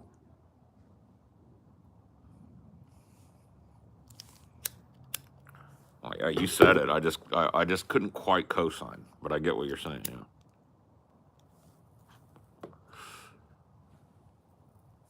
Were you the Roman Roy of the family? No, he was the baby. I was not the baby. I was the eldest. I was the Kendall Roy. No. Who was? Because it was Cam. I was Cam. I was Cam Roy. Cameron Roy. Well, no, because he was from an earlier marriage and not the big dynasty marriage. Yeah. So I was Kendall. Yeah. I was Kendall. But if Kendall had nothing but shivs.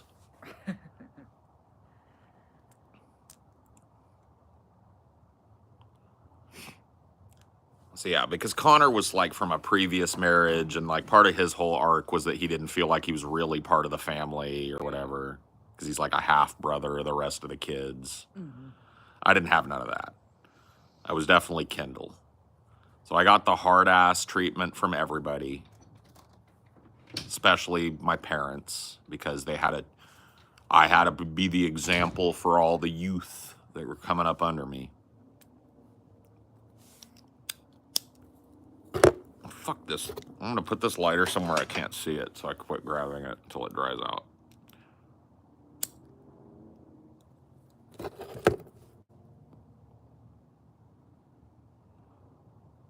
The Father?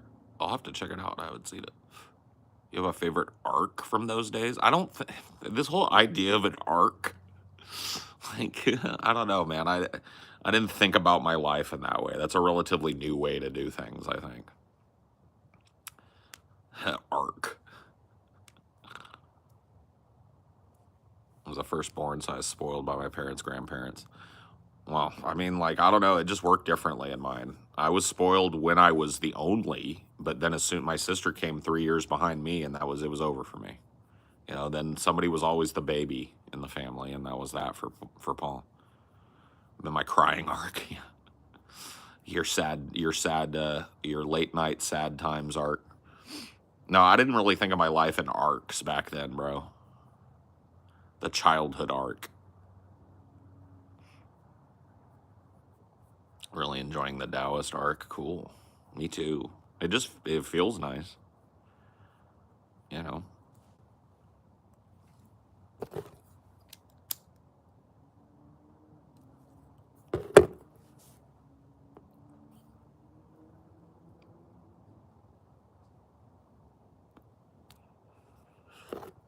Did you see Conor McGregor guilty of R word? No, I did not see that, but it is not shocking to me that one of these dudes with these giant inflated gladiator egos raped somebody. No way, bro.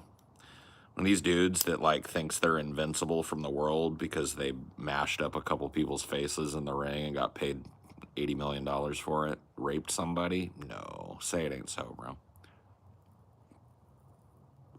One of these walking testosterone bombs that beat people's face into mush for a living, raped a woman. Damn, dude. Crazy. Tell me another one.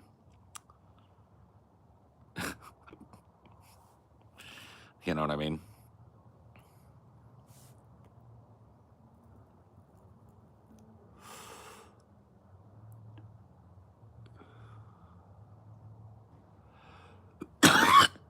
Chapter? I don't know, man. Maybe if I write my life story down, I'll think of it in chapter. Chapter 1 was pretty good for me, you know? I was born in 1980. Both of my parents were unionized blue-collar workers, so they made good money. We both worked, which was kind of rare for the 80s, although becoming more common. Way less common than it is nowadays for both people in the household to work in the 80s. But my parents did that, and as a result of that, you know, I was raised in a house from like birth to 10 that, I mean, it wasn't a mansion, but a lot of people would probably look at that and go like, you were kind of rich. I'd go like, maybe. It was a country house built up on a hill, 9 acres of land. We had a horse pasture with a horse in it. My dad built us this crazy old western town called Kid Town. You know, just crazy kind of upbringing, right? But none of it from inherited, you know, both of my parents are from less than dirt. So all of it was just the benefits of labor advocacy, right? And my parents were in a horrifying car accident that caused them to have to file bankruptcy because neither one of them could work. Then my parents went through a horrifying divorce. And things were quite different after that, as you might imagine. And so that would probably be chapter 2 of my life, I would say. The dark days.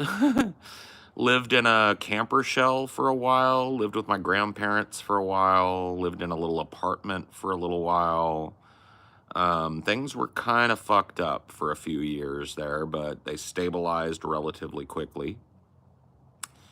And, you know, my mom got a house, my dad got a house, both of them remarried and moved on. That'd probably be chapter 3, right? So chapter 2 was a little rough.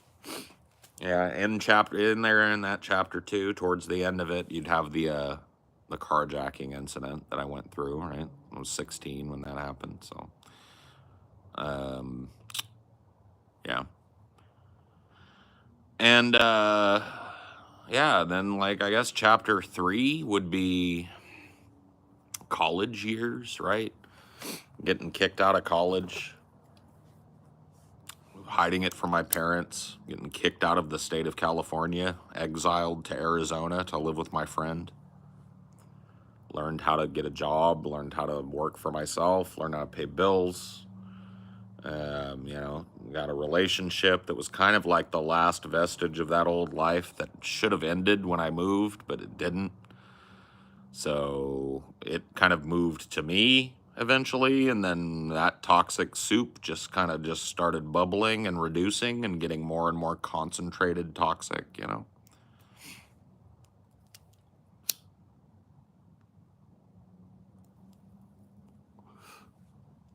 Was I kicked out of college? Serial non-attendance. Serial, what do they call that? Absenteeism.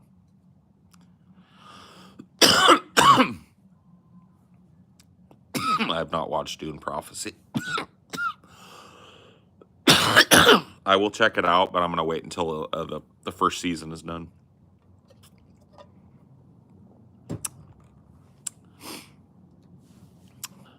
Well, I had to watch, like, dude, it's like a movie, bro. I had to watch Kid Town get bulldozed. No shit. When my parents got a divorce and had to sell the house that I was raised in, split the profits in the divorce because they couldn't settle, I moved into I was living in a camper shell next to a trailer that my dad was living in my best friend's backyard that was catty corner to my house. So as the people that purchased my house, right, were remodeling, I got to watch them take a bulldozer to Kid Town. I got to watch them bulldoze the field I used to play in and tear down the horse fence. But there's a sweet little fucking side thing there.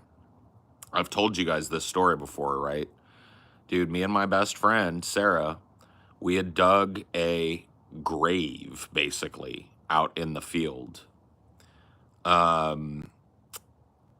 It was a hide-and-seek spot. My dad had given us these shovels, and we'd spent like a couple of days digging this 6-foot deep hole in the ground, right? And then we had this old wrought iron gate that was part of Sugar Baby's old fence. And then when my dad replaced it with a new gate, he gave us the old gate, and we tied a bunch of weeds to it, like a ghillie suit for the gate. And we put the gate over the grave. And so this was the ultimate hide and seek spot back in the day, right? And it was like a little secret place that we knew we could stash things. It was cool. But it was really hard to see unless you knew what you were looking for. And I was watching them till the field next to the horse pasture where we had dug this hole. And they had one of those big tractors, right? And it had those blade things that till the soil that it was towing behind it. And the tractor managed to go over the grave, right? It missed it. It was, somehow straddled it. But that blade fucking thing, the edge of it was right at the right tipping point over that 6-foot grave. And it just went... tipped into that shit, bro. We were like... So I was standing all the way on the other side of the street looking across the horse pasture at it. It was fucking wild, bro. And we knew exactly what had happened. That motherfucker fell into the grave. Fuck him. It was triumphant. So that was a nice little, consolation prize to watching your home be destroyed. Or be taken over by another family or whatever the fuck. That was crazy. All of a sudden, you're in your same neighborhood, you're living right across the street, and you can't even go in the house you grew up in. It's not your house anymore. It's a wild thing for a kid to wrap their fucking head around. They grew up like me, you know what I mean? You can't go running your own property no more. It's like, what?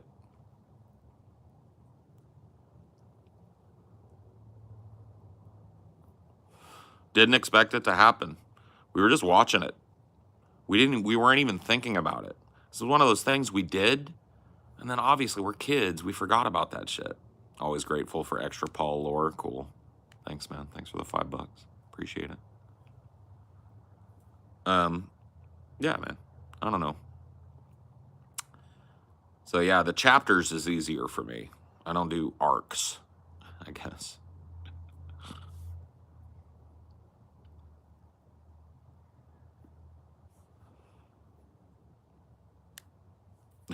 I don't know if you felt the same watching your childhood mall get crushed by Amazon. That had to suck, but I don't know if it's the same as your house. But whatever, bro. Yeah, I get what you're saying.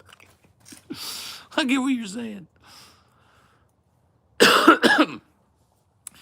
By the way, official blessing to the Paul's Ego Clips channel. You have my blessing.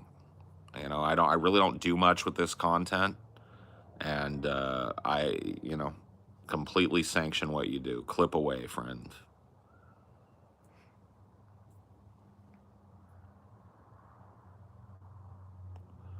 How did they break the news to you? It's kind of weird they didn't. I knew shit was fucked up. Okay, I'll tell you guys a little this is way personal, right? So I knew shit was fucked up in my house. My parents were fighting, right? I couldn't really tell about what, but I could hear them screaming at each other and shit.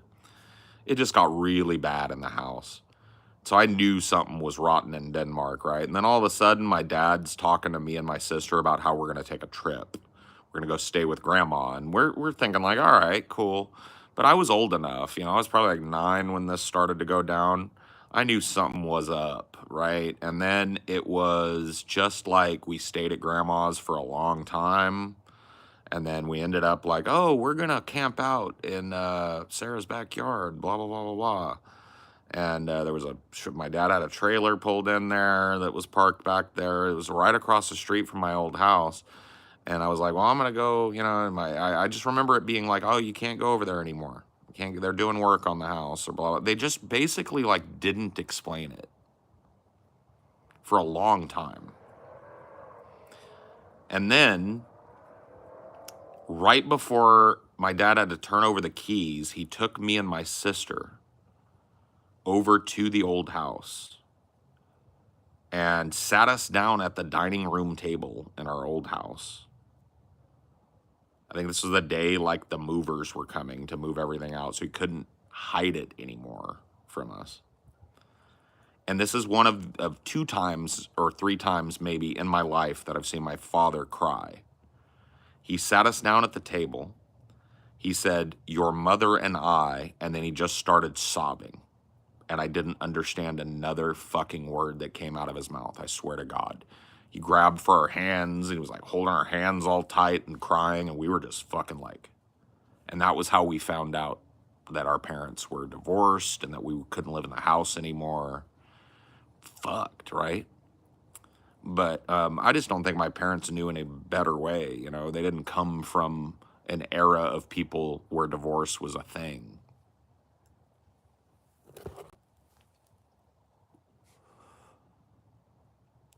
How old was I? I was 10. Yeah, my little sister was 6. Yeah. You don't have to be sorry. This is old shit. I mean, I went to I went to lots of therapy, you know? I did years on the couch, y'all. You don't have to be sorry. I understand. I appreciate that. I'm not, you know, the sympathy. Look, kids go through some wild shit. I was a very lucky kid, right? I was a very lucky kid. And I remained a lucky kid after this, you know. My parents were good to me, and did their best with me, and never let me go hungry or unsheltered ever one day, and that's saying a lot. So, that's good.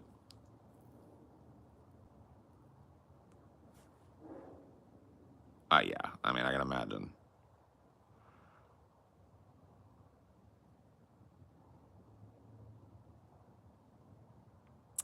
Which one spoiled you more afterwards? Neither of them spoiled my ass, man. My ass was the example, bro. I guess my dad probably. My dad and I had similar interests. My dad was a computer nerd going way back, and going into the 90s, I was all into, you know, computer games and wanting to build a PC and getting on the internet and all of that shit. And he was all into that, so... You know, my dad and I really bonded over that. I think my dad was disappointed that I wasn't mechanically inclined like him. I wasn't really interested in working on cars or machines like he was. But he and I shared the interest in building and working on PCs. And so he, looking back on the amount of PC shit that he bought for our little co-hobby, was pretty spoiled, you know?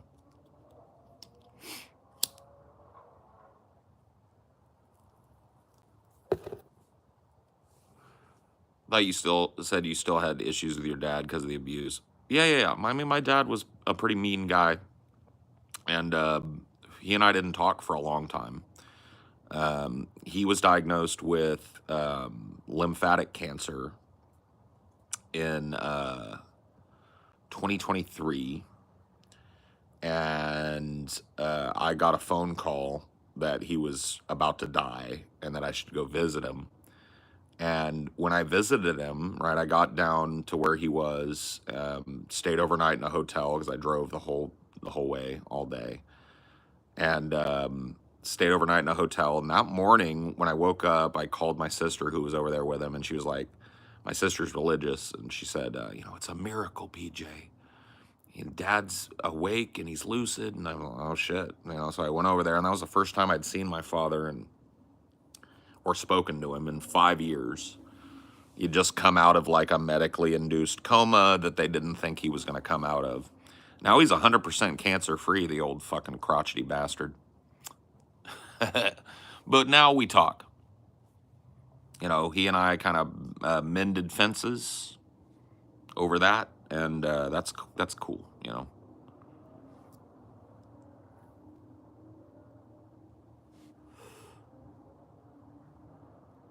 My dad is early Gen X, but he really liked buying video games for us kids. He thought gaming was fun, but rarely played himself. Yeah, the first words he said to me after 5 years of radio silence were, "Damn, boy, you look like a badass biker or something." I was like, "Dad, I don't think you ever saw a badass biker in your fucking life, bro." But whatever.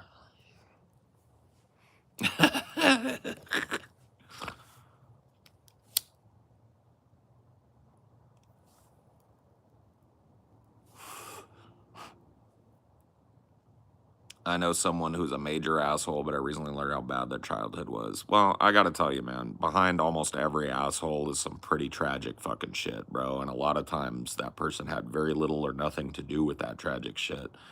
It's all about having a little bit of baseline human empathy, dude. I'm all for meeting people where they meet me, dude. If you're gonna be shitty to me, I'm really good at being shitty back to you. But I try not to put shitty out into the world unless it slaps me. And like, I'm just very reactive to shitty. I expect to be treated how I treat people, right? So.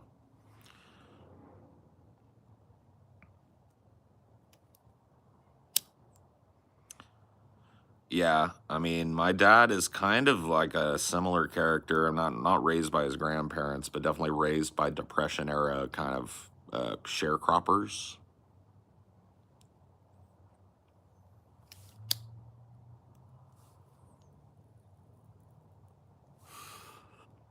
Both my mom and my dad's parents were sharecroppers, which, yeah, both sides of my family did sharecropping, and I mean, that's a rough fucking life, bro. It's cool that your family has something to show for that, Phoebes, because my family's got jack and shit. So to have a sharecropping family that now owns a patch, bro, you have a family patch.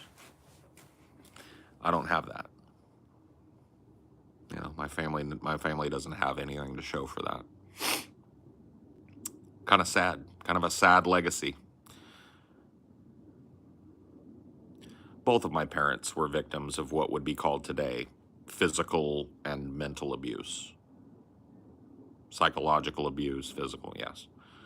They were raised in violent households with violent fathers.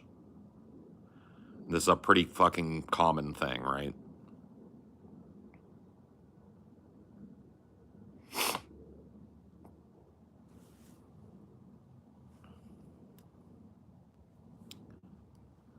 Uval, hope you're well, mate.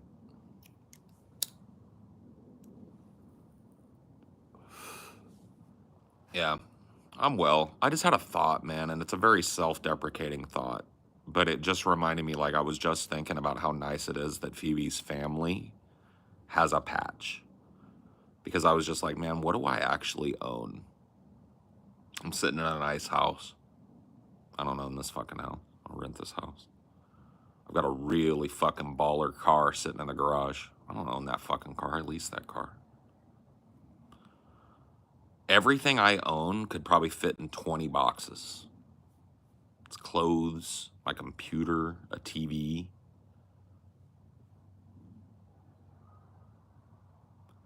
You know, there's a lot of people that assume I'm super well off because of what I do for a living. I'm not complaining, bro, because I've got some nice things, but I don't own shit. I couldn't sell every goddamn thing that I own for probably 10 grand. Hard doubt.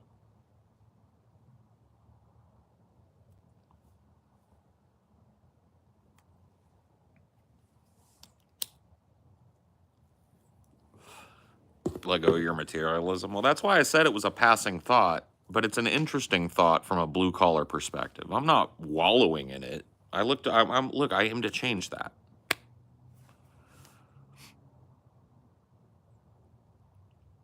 I aim to change that. You have to leave. Take care of yourself, Abby. Take a fucking hot shower. Make some hot cocoa.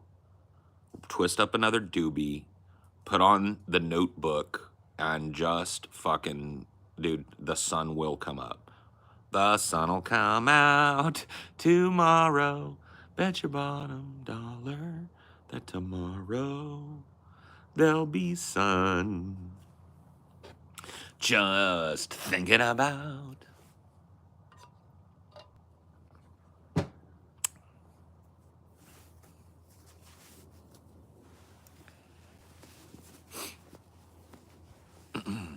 I'm stuck at work for another 5 hours. I was saying I have to leave my home. Oh, got it. I thought you meant you were just tuning out of the stream because it was sad hours or whatever. Yeah, yeah. Yeah, I mean, it is what it is. Like I said, you see this now as a big tragedy. You will see it soon as a big opportunity. And I'm not even fucking joking with you, Abby. I'm not trying to fucking rush the subject, but there's a certain amount of freedom to what has happened to you.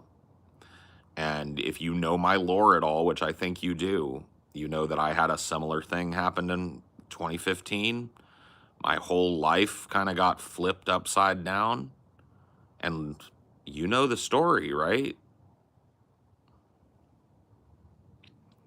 I went down to zero, like literally to zero, bro. And I built my own company and I built my own life and I built up my skills and now I do what I love for a living. You know? I'm not saying that you're going to get to skip the line. You're way younger than I am. Yeah.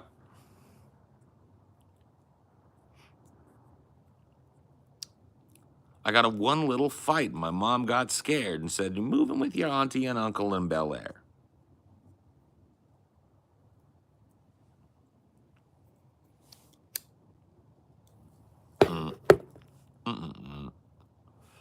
Every family back in the 30s and 40s had at least one branch that farmed. People in chat and Paul, do any y'all have any farmers in the family, corporate or subsistence? Either way, nope.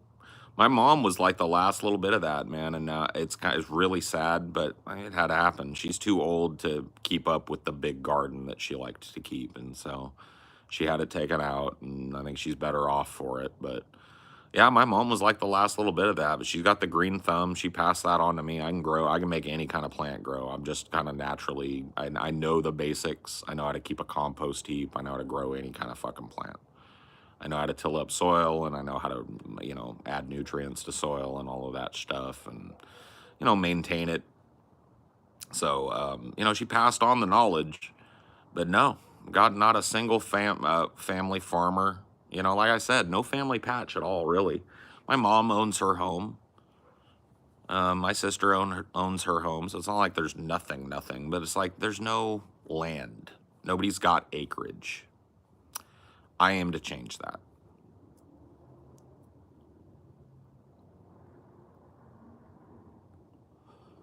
It whistled for a battle ball, and when it came near, the license plate said fresh, and it had dice in the mirror. You ever still watch WWE? Dude, yeah, kind of like I got Peacock, right? Because I wanted to see the three body problem, the Chinese three body problem. And Peacock has all that WWE shit. So I started watching, but just old shit. So like WWF shit. I started watching, I watched WrestleMania 1 and the first Royal Rumble, like all the way up until like the mid 90s stuff. And, you know, I had fun. I didn't watch it all, but I just was kind of skipping around through big events and like big moments in that era. Because that's the era where I was like interested.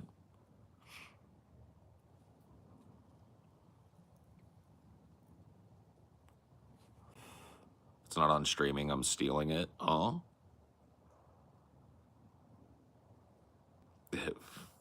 What? Steal away, bro. Classic wrestling stuff is. Oh, yeah. If it's not on streaming. Oh, I see what you mean. You're flying the pirate flag.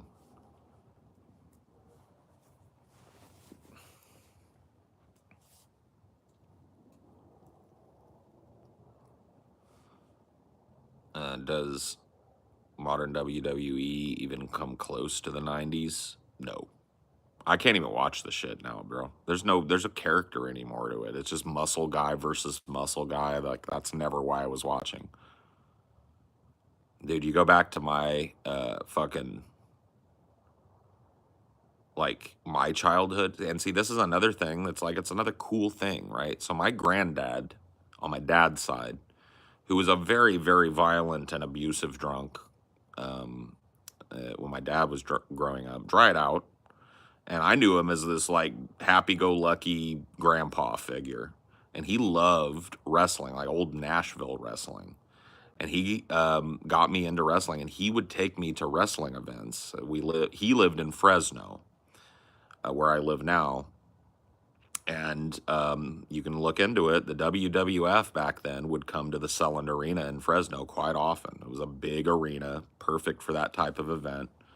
I got to see a Royal Rumble in Fresno when I was a kid. I got to see Ricky the Dragon Steamboat wrestle. I got to see Rowdy Roddy Piper in his prime, Jake the Snake in his prime, George the Animal Steel in his prime, Ricky the Dragon Steamboat in his prime. Like, these guys are fucking legendary wrestlers, and I got to see these dudes wrestle in their prime live. So, you know. Do you ever see a boxing match? No, not a live one. But we watched, you know, my family being a kind of a party family, when there was a big boxing match, the pay-per-view was watched. Everybody got together, the pay-per-view, nobody paid for it. We'd go over to my aunt's house, who had the black box, and we'd party there. But I never got to see it, yeah. And the other things that I think I'm really privileged to have seen, I've talked about before. I got to see Michael Jackson on the Bad Tour. I believe it was like 88 or 89 we saw him. And at the LA Superdome, or whatever they fucking called it back then.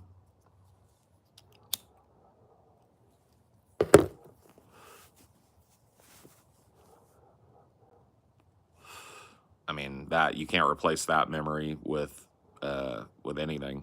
I mean, it was fucking wild. I never went to a WrestleMania. I got to see a Royal Rumble, like I said. That came through. But I don't think we ever got to go to a WrestleMania. Any 90s rappers? You know what, dude? I gotta be honest with you. When it comes to concert experiences, rap is... I have the least amount of experience going to rap shows. I'm just gonna be straight up with it, bro. My concert experience was almost singularly dominated by rock bands when I was a teenager. Even though my interest in music remained heavily on the hip-hop side, I was just less likely to have friends that wanted to all fucking go and see Cypress Hill or some shit at a small venue. It's also harder for a teenager to get in to see a rapper in the 90s. It would age gate a lot. So, yeah.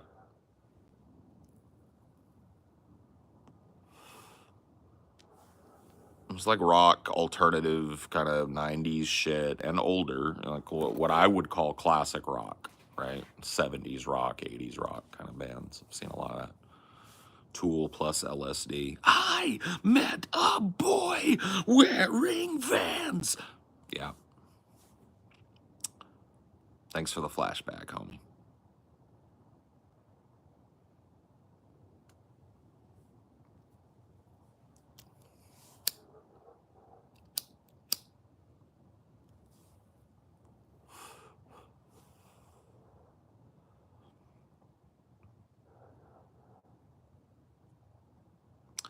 What concert from the 80s, 90s do you wish you could have seen?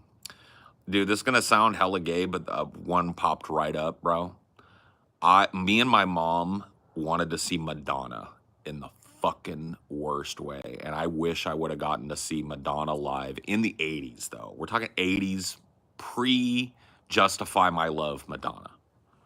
We're talking Romeo and Juliet, they never felt this way, I bet. Don't underestimate my point of view. Cherish the thought of always having you. Or what else would we do from that era? There's you could be my lucky star. You could shine for me wherever you are. Yep. It's like a mystery. Everyone must stand alone. I hear you call my name, and it feels like home.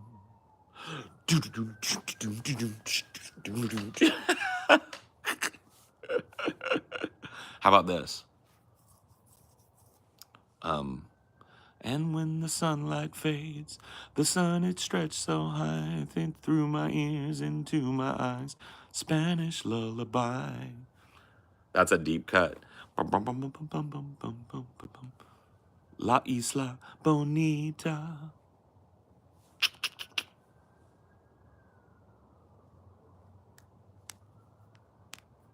Great, right? Got to see Cyndi Lauper. That was awesome. I got to see Huey Lewis in the News. That was awesome. I got to see Weird Al Yankovic. That was dope. I got to see Willie Nelson. That was awesome. Willie was awesome. I got to see Alice Cooper. I got to see, who the fuck else, man? I'm missing a bunch. I got to see Journey. I got to see REO Speedwagon. I got to see the Scorpions. Mastodon. That's a later one, but yeah, I've seen Mastodon. Yeah. Tool. I got to see Limp Bizkit. I got to see Metallica. I got to see the Deftones. I got to see Chester Bennington. What was his fucking shit?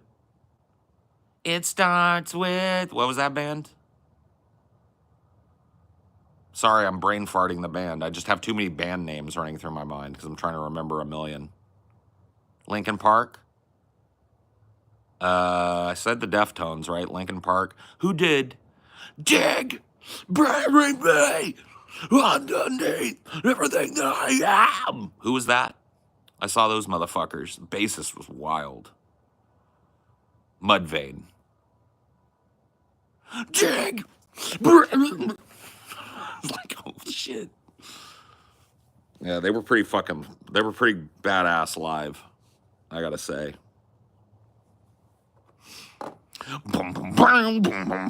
That bass line is fucking nuts. Dude, you ever hear that fucking bass line, bro? That bassist was fucking crazy. That bassist was nuts, bro. They just had that bass turned so up in the mix. Dig, bury me. Just that.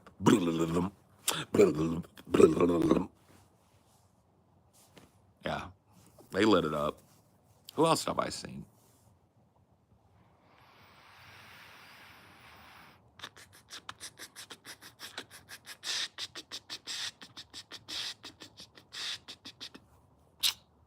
Flaming Lips.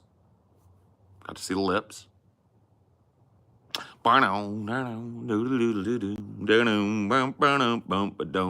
Got to see sun is up and beating down, hot enough to melt the ground. Little water would do us good. Something if we could meet puppets. Pretty cool. Nirvana would have been cool. Never got to see Nirvana. Unfortunate, right?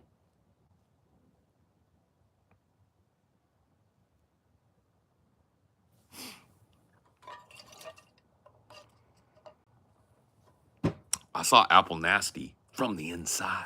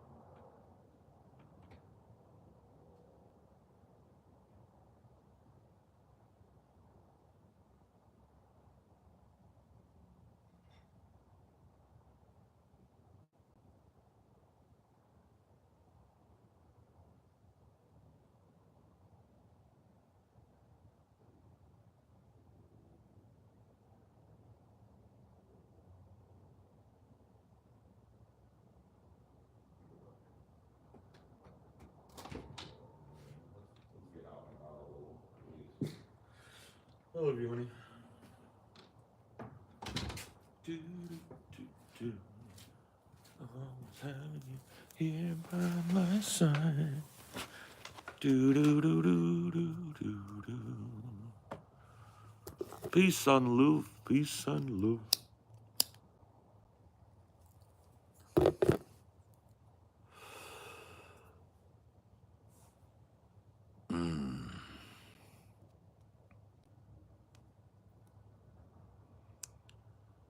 I had fun earlier today doing a little bit of space trucking on a normal stream.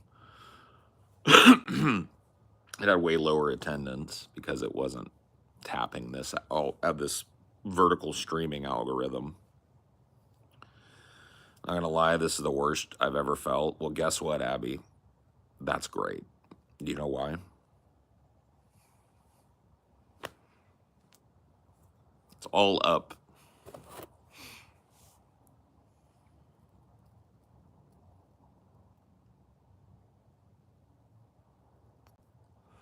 Try it vertical. Man, why would you even want to watch that though? It'd be in such a tiny little box down here. I guess people maybe they would watch it. Yeah, just you know, keep your wits about you. You know what I mean? Don't get too lost in the sauce. It's okay to be sad. All of that is gonna happen. It's okay to be scared of the future. All of that is gonna happen too.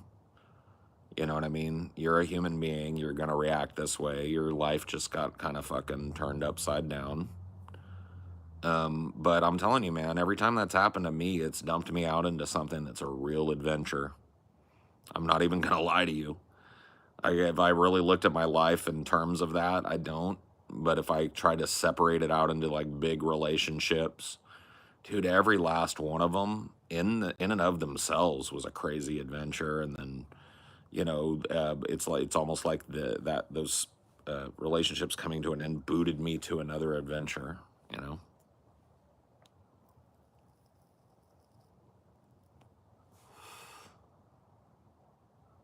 Naturally beefy saves their good questions for the Paul streams.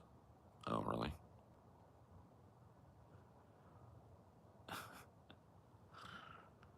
Oof.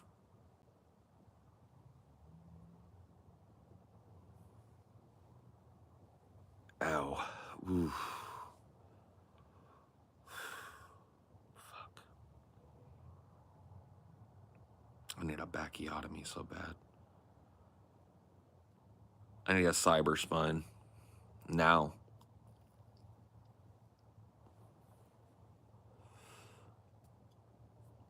That's what the first movie to make you cry.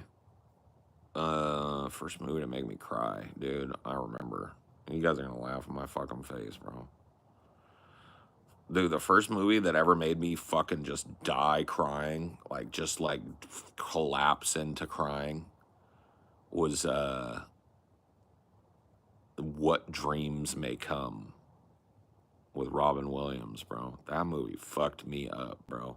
Hit me just right. I was like probably like 14 and the hormones were just kicking. And I was all sad about some girl. You know what I went, just typical teenage shit. And that movie just fucking kicked me right in the ding dong. It was like,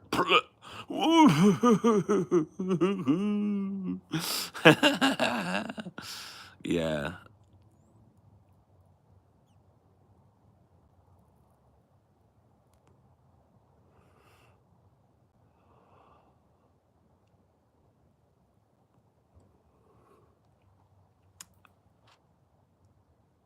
Haha, you cried, what a baby. You son of a bitch, Beefy Queef. I liked Rain Over Me. I didn't cry at it, though. A movie's really got to do something to get me to tear and mist up at it, bro. I gotta be honest with you. It's kind of weird how I watch movies. I won't even really, like, laugh at a movie much, really. Like, a movie, even if something really funny happens, might get, like, a... whatever. You know, like that's about as good as it gets. Yeah, he's a trap. It's a trap. That beefy queef son of a bitch. Oh yeah, I remember that. Yeah, he gets obsessed with Shadow of the Colossus because he can't deal with 9/11. What's another movie that's made me? I mean, like documentary wise, Dear Zachary is the saddest film you can ever watch, bro. Go in knowing nothing, too. If you spoil yourself on it, you've done yourself a disservice. Just like if you've never heard of that movie, just go watch it. Don't read about it. Don't look into it because the less you know, the more impactful it will be as an experience. But that movie fucked me all the way up, bro.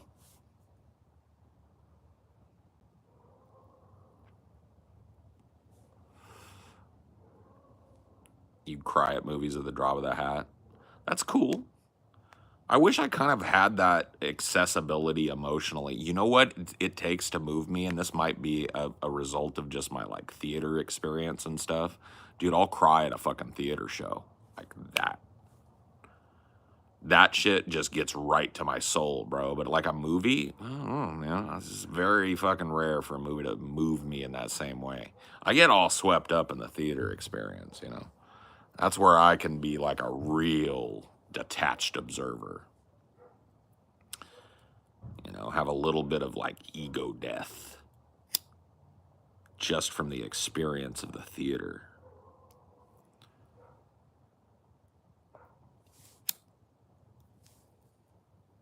Yeah, Julian's got to go in the drunk tank. Yeah, poor Julian. I'm glad that like he's tolerated because he's typically an alright guy, but I just think he's a heavy drinker. You know, he gets on a good one and nobody knows what he's fucking doing.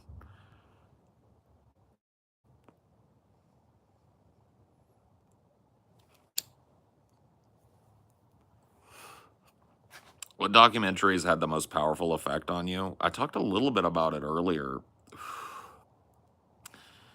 Um,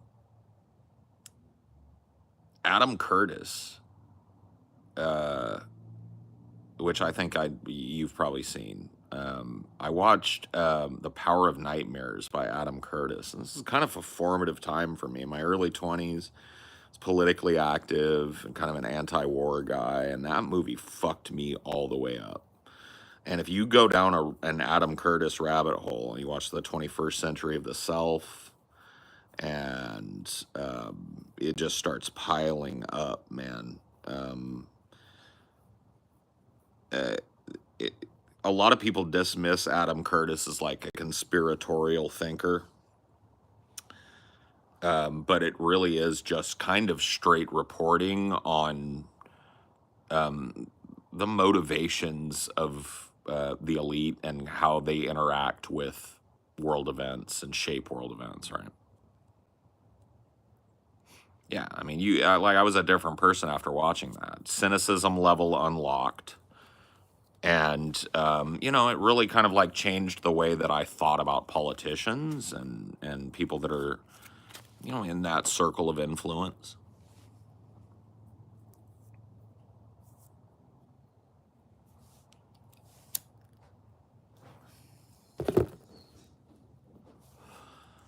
But it's just like Adam Curtis is like the only, he introduced me to the idea that there was parity between the Taliban and Al Qaeda and the American neoconservative movement, right? They were cut from the same cloth and caused by the same events and inextricably linked to one another, not just with money, but with culture. And it's like a mind-blowing experience. You know, that in tandem. So right around the same time in my life that I saw The Power of Nightmares, I read a book by Dalton Trumbo called Johnny Got His Gun. And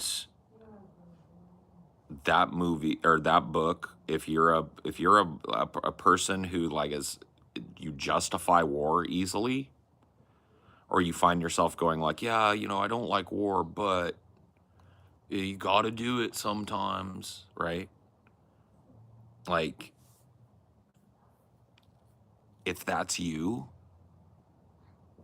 and you can read that book and not change your opinion even in the slightest, then good on you. That book changed my life. I can't recommend a book highly enough if you're looking to kind of like check your war position.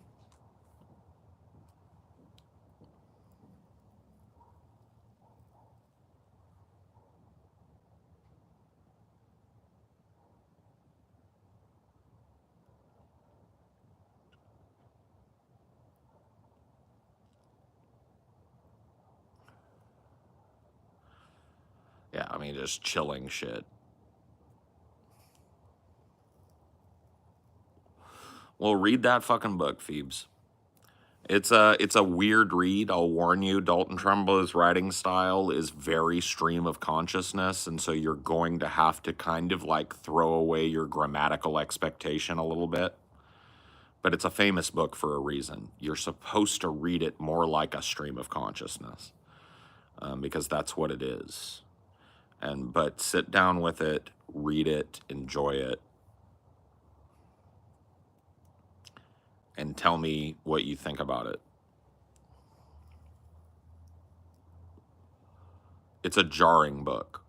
It's meant to be jarring. It's meant to be immediately emotionally accessible, more like a stream of thought consciousness than a traditional book.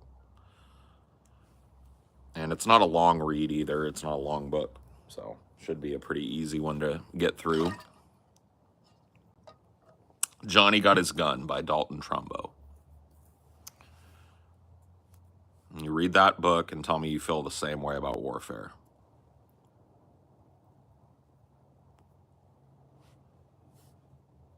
Do you think war is ingrained in humans?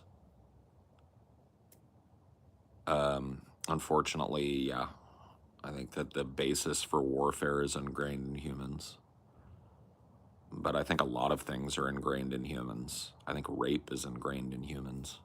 But I think we've managed, at least by and large, to not participate in that kind of unnecessary biological imperative anymore, right?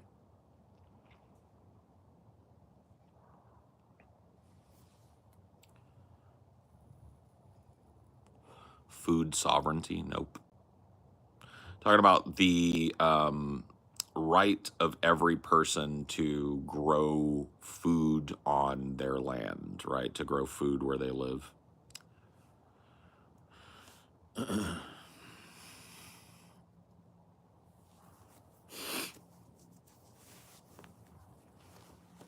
Yeah, we have the capacity to overcome that nature to a great extent. A place like New York City could not exist and function if human beings weren't massively adapted to living cheek by jowl and not fucking massively murdering, killing, and exploiting one another. Now, a cynic might say that's exactly what's going on in New York City. All right, I mean, fair enough from the cynical standpoint, but New York City is a functional city.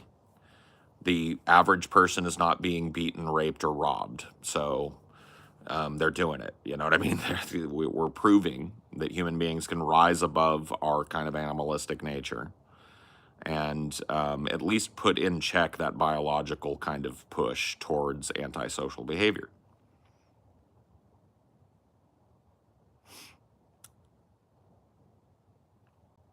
And I think that war is something that people are so detached from now because it's all theoretical. The way that people, and I'm not talking about any one person, I don't want to see any fucking people mentioning content creator names right now. This is not for that. This is a general observation of, just people and their reaction to war, right? The Ukraine war was treated like a football game for a lot of people. They rooted for one team until it became politically non-expedient for them to do it. Then the flag went out of the bio. Then Ukraine became a back burner issue for them, right? And the same thing kind of goes on with fucking Israel, right? There were a lot of people initially after October 7th that were like, Israel should fucking kill them all. And then they saw Israel doing it, and now they're kind of like, you know what I mean? It's just like, I think people are so detached from what war is that they can't really make a human call about what their political position on it should be because they just have no fucking concept of what it is. And I'm not trying to pull that logical fallacy of you can't comment on something unless you've been there. But I do think it's incumbent on you to listen to the people that have been there. And if you listen to people that have been in the shit, there's not a whole lot of them going like, man, I fucking loved it. You might find those motherfuckers. You're going to find way more broken motherfuckers. Okay? So I'm not asking you to set aside your own fucking thought process. I'm asking you to include people that have actually done the things that your political football prescribes. People that have done fucking inches by inches trench warfare, right? They're alive. They're out there, right? People that have done urban warfare. People that have watched their friends' legs get blown out from under them. Watched all of their fucking buddies die, right? People that have never thought they would ever fire a gun at somebody swept up into a war and now they've killed 20 people and they got that on them, right? All of that is just a micro dose of war. And if you're not taking that in its totality into your political prescription, then I don't know who the fuck you are, right? It's not football to me. And one of the reasons it's not football to me is because I read Johnny Got His Gun by Dalton Trumbo. Period.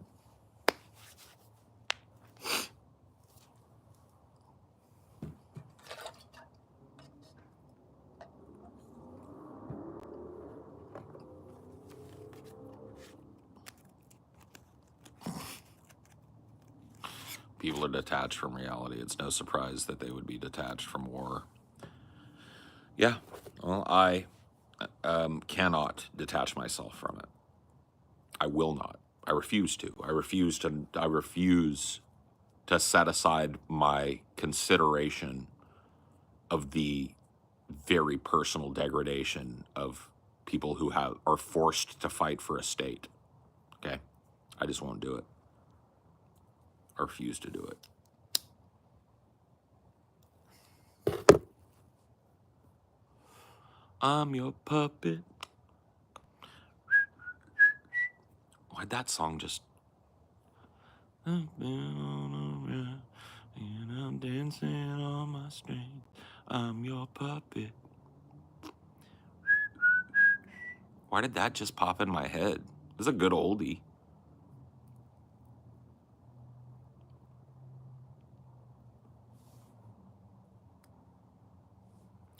Well, there's too much theory crafting too, Phoebes. There's too many people that have never had violence done to them or been had limited access to violence that think that like they go, oh, a bully beat me up a couple of times.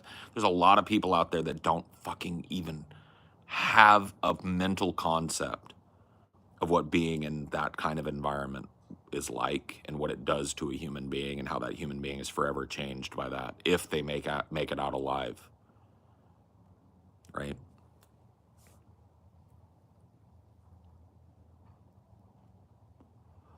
And that disconnect where you start playing political football with what is ultimately just a grinding, horrifying war, right? You've lost a little bit of your fucking political credibility to me, most of it, and you've lost a little bit of your fucking esteem in my eyes as well.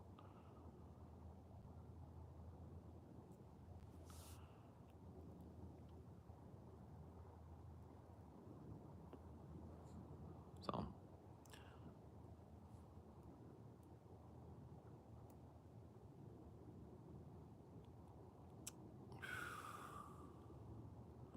once again, not everybody's availed themselves of it. Not everybody is emotional, like has access to that part of themselves where they can be empathetic, right? I'm an empath. Like, I'm a person that it's maybe too easy for me to slip into a fantasy about what another person's fucking experience might be like, right?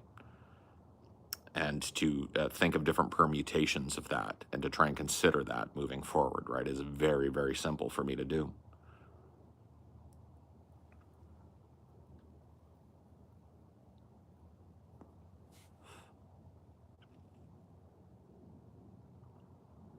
have a hard time feeling empathy. You're not alone. I can definitely have a pretty hard heart, but the truth of the matter is my heart bleeds for people, for sure. But anyway, I'm cold as fuck and tired as fuck. I'm out of here, bro.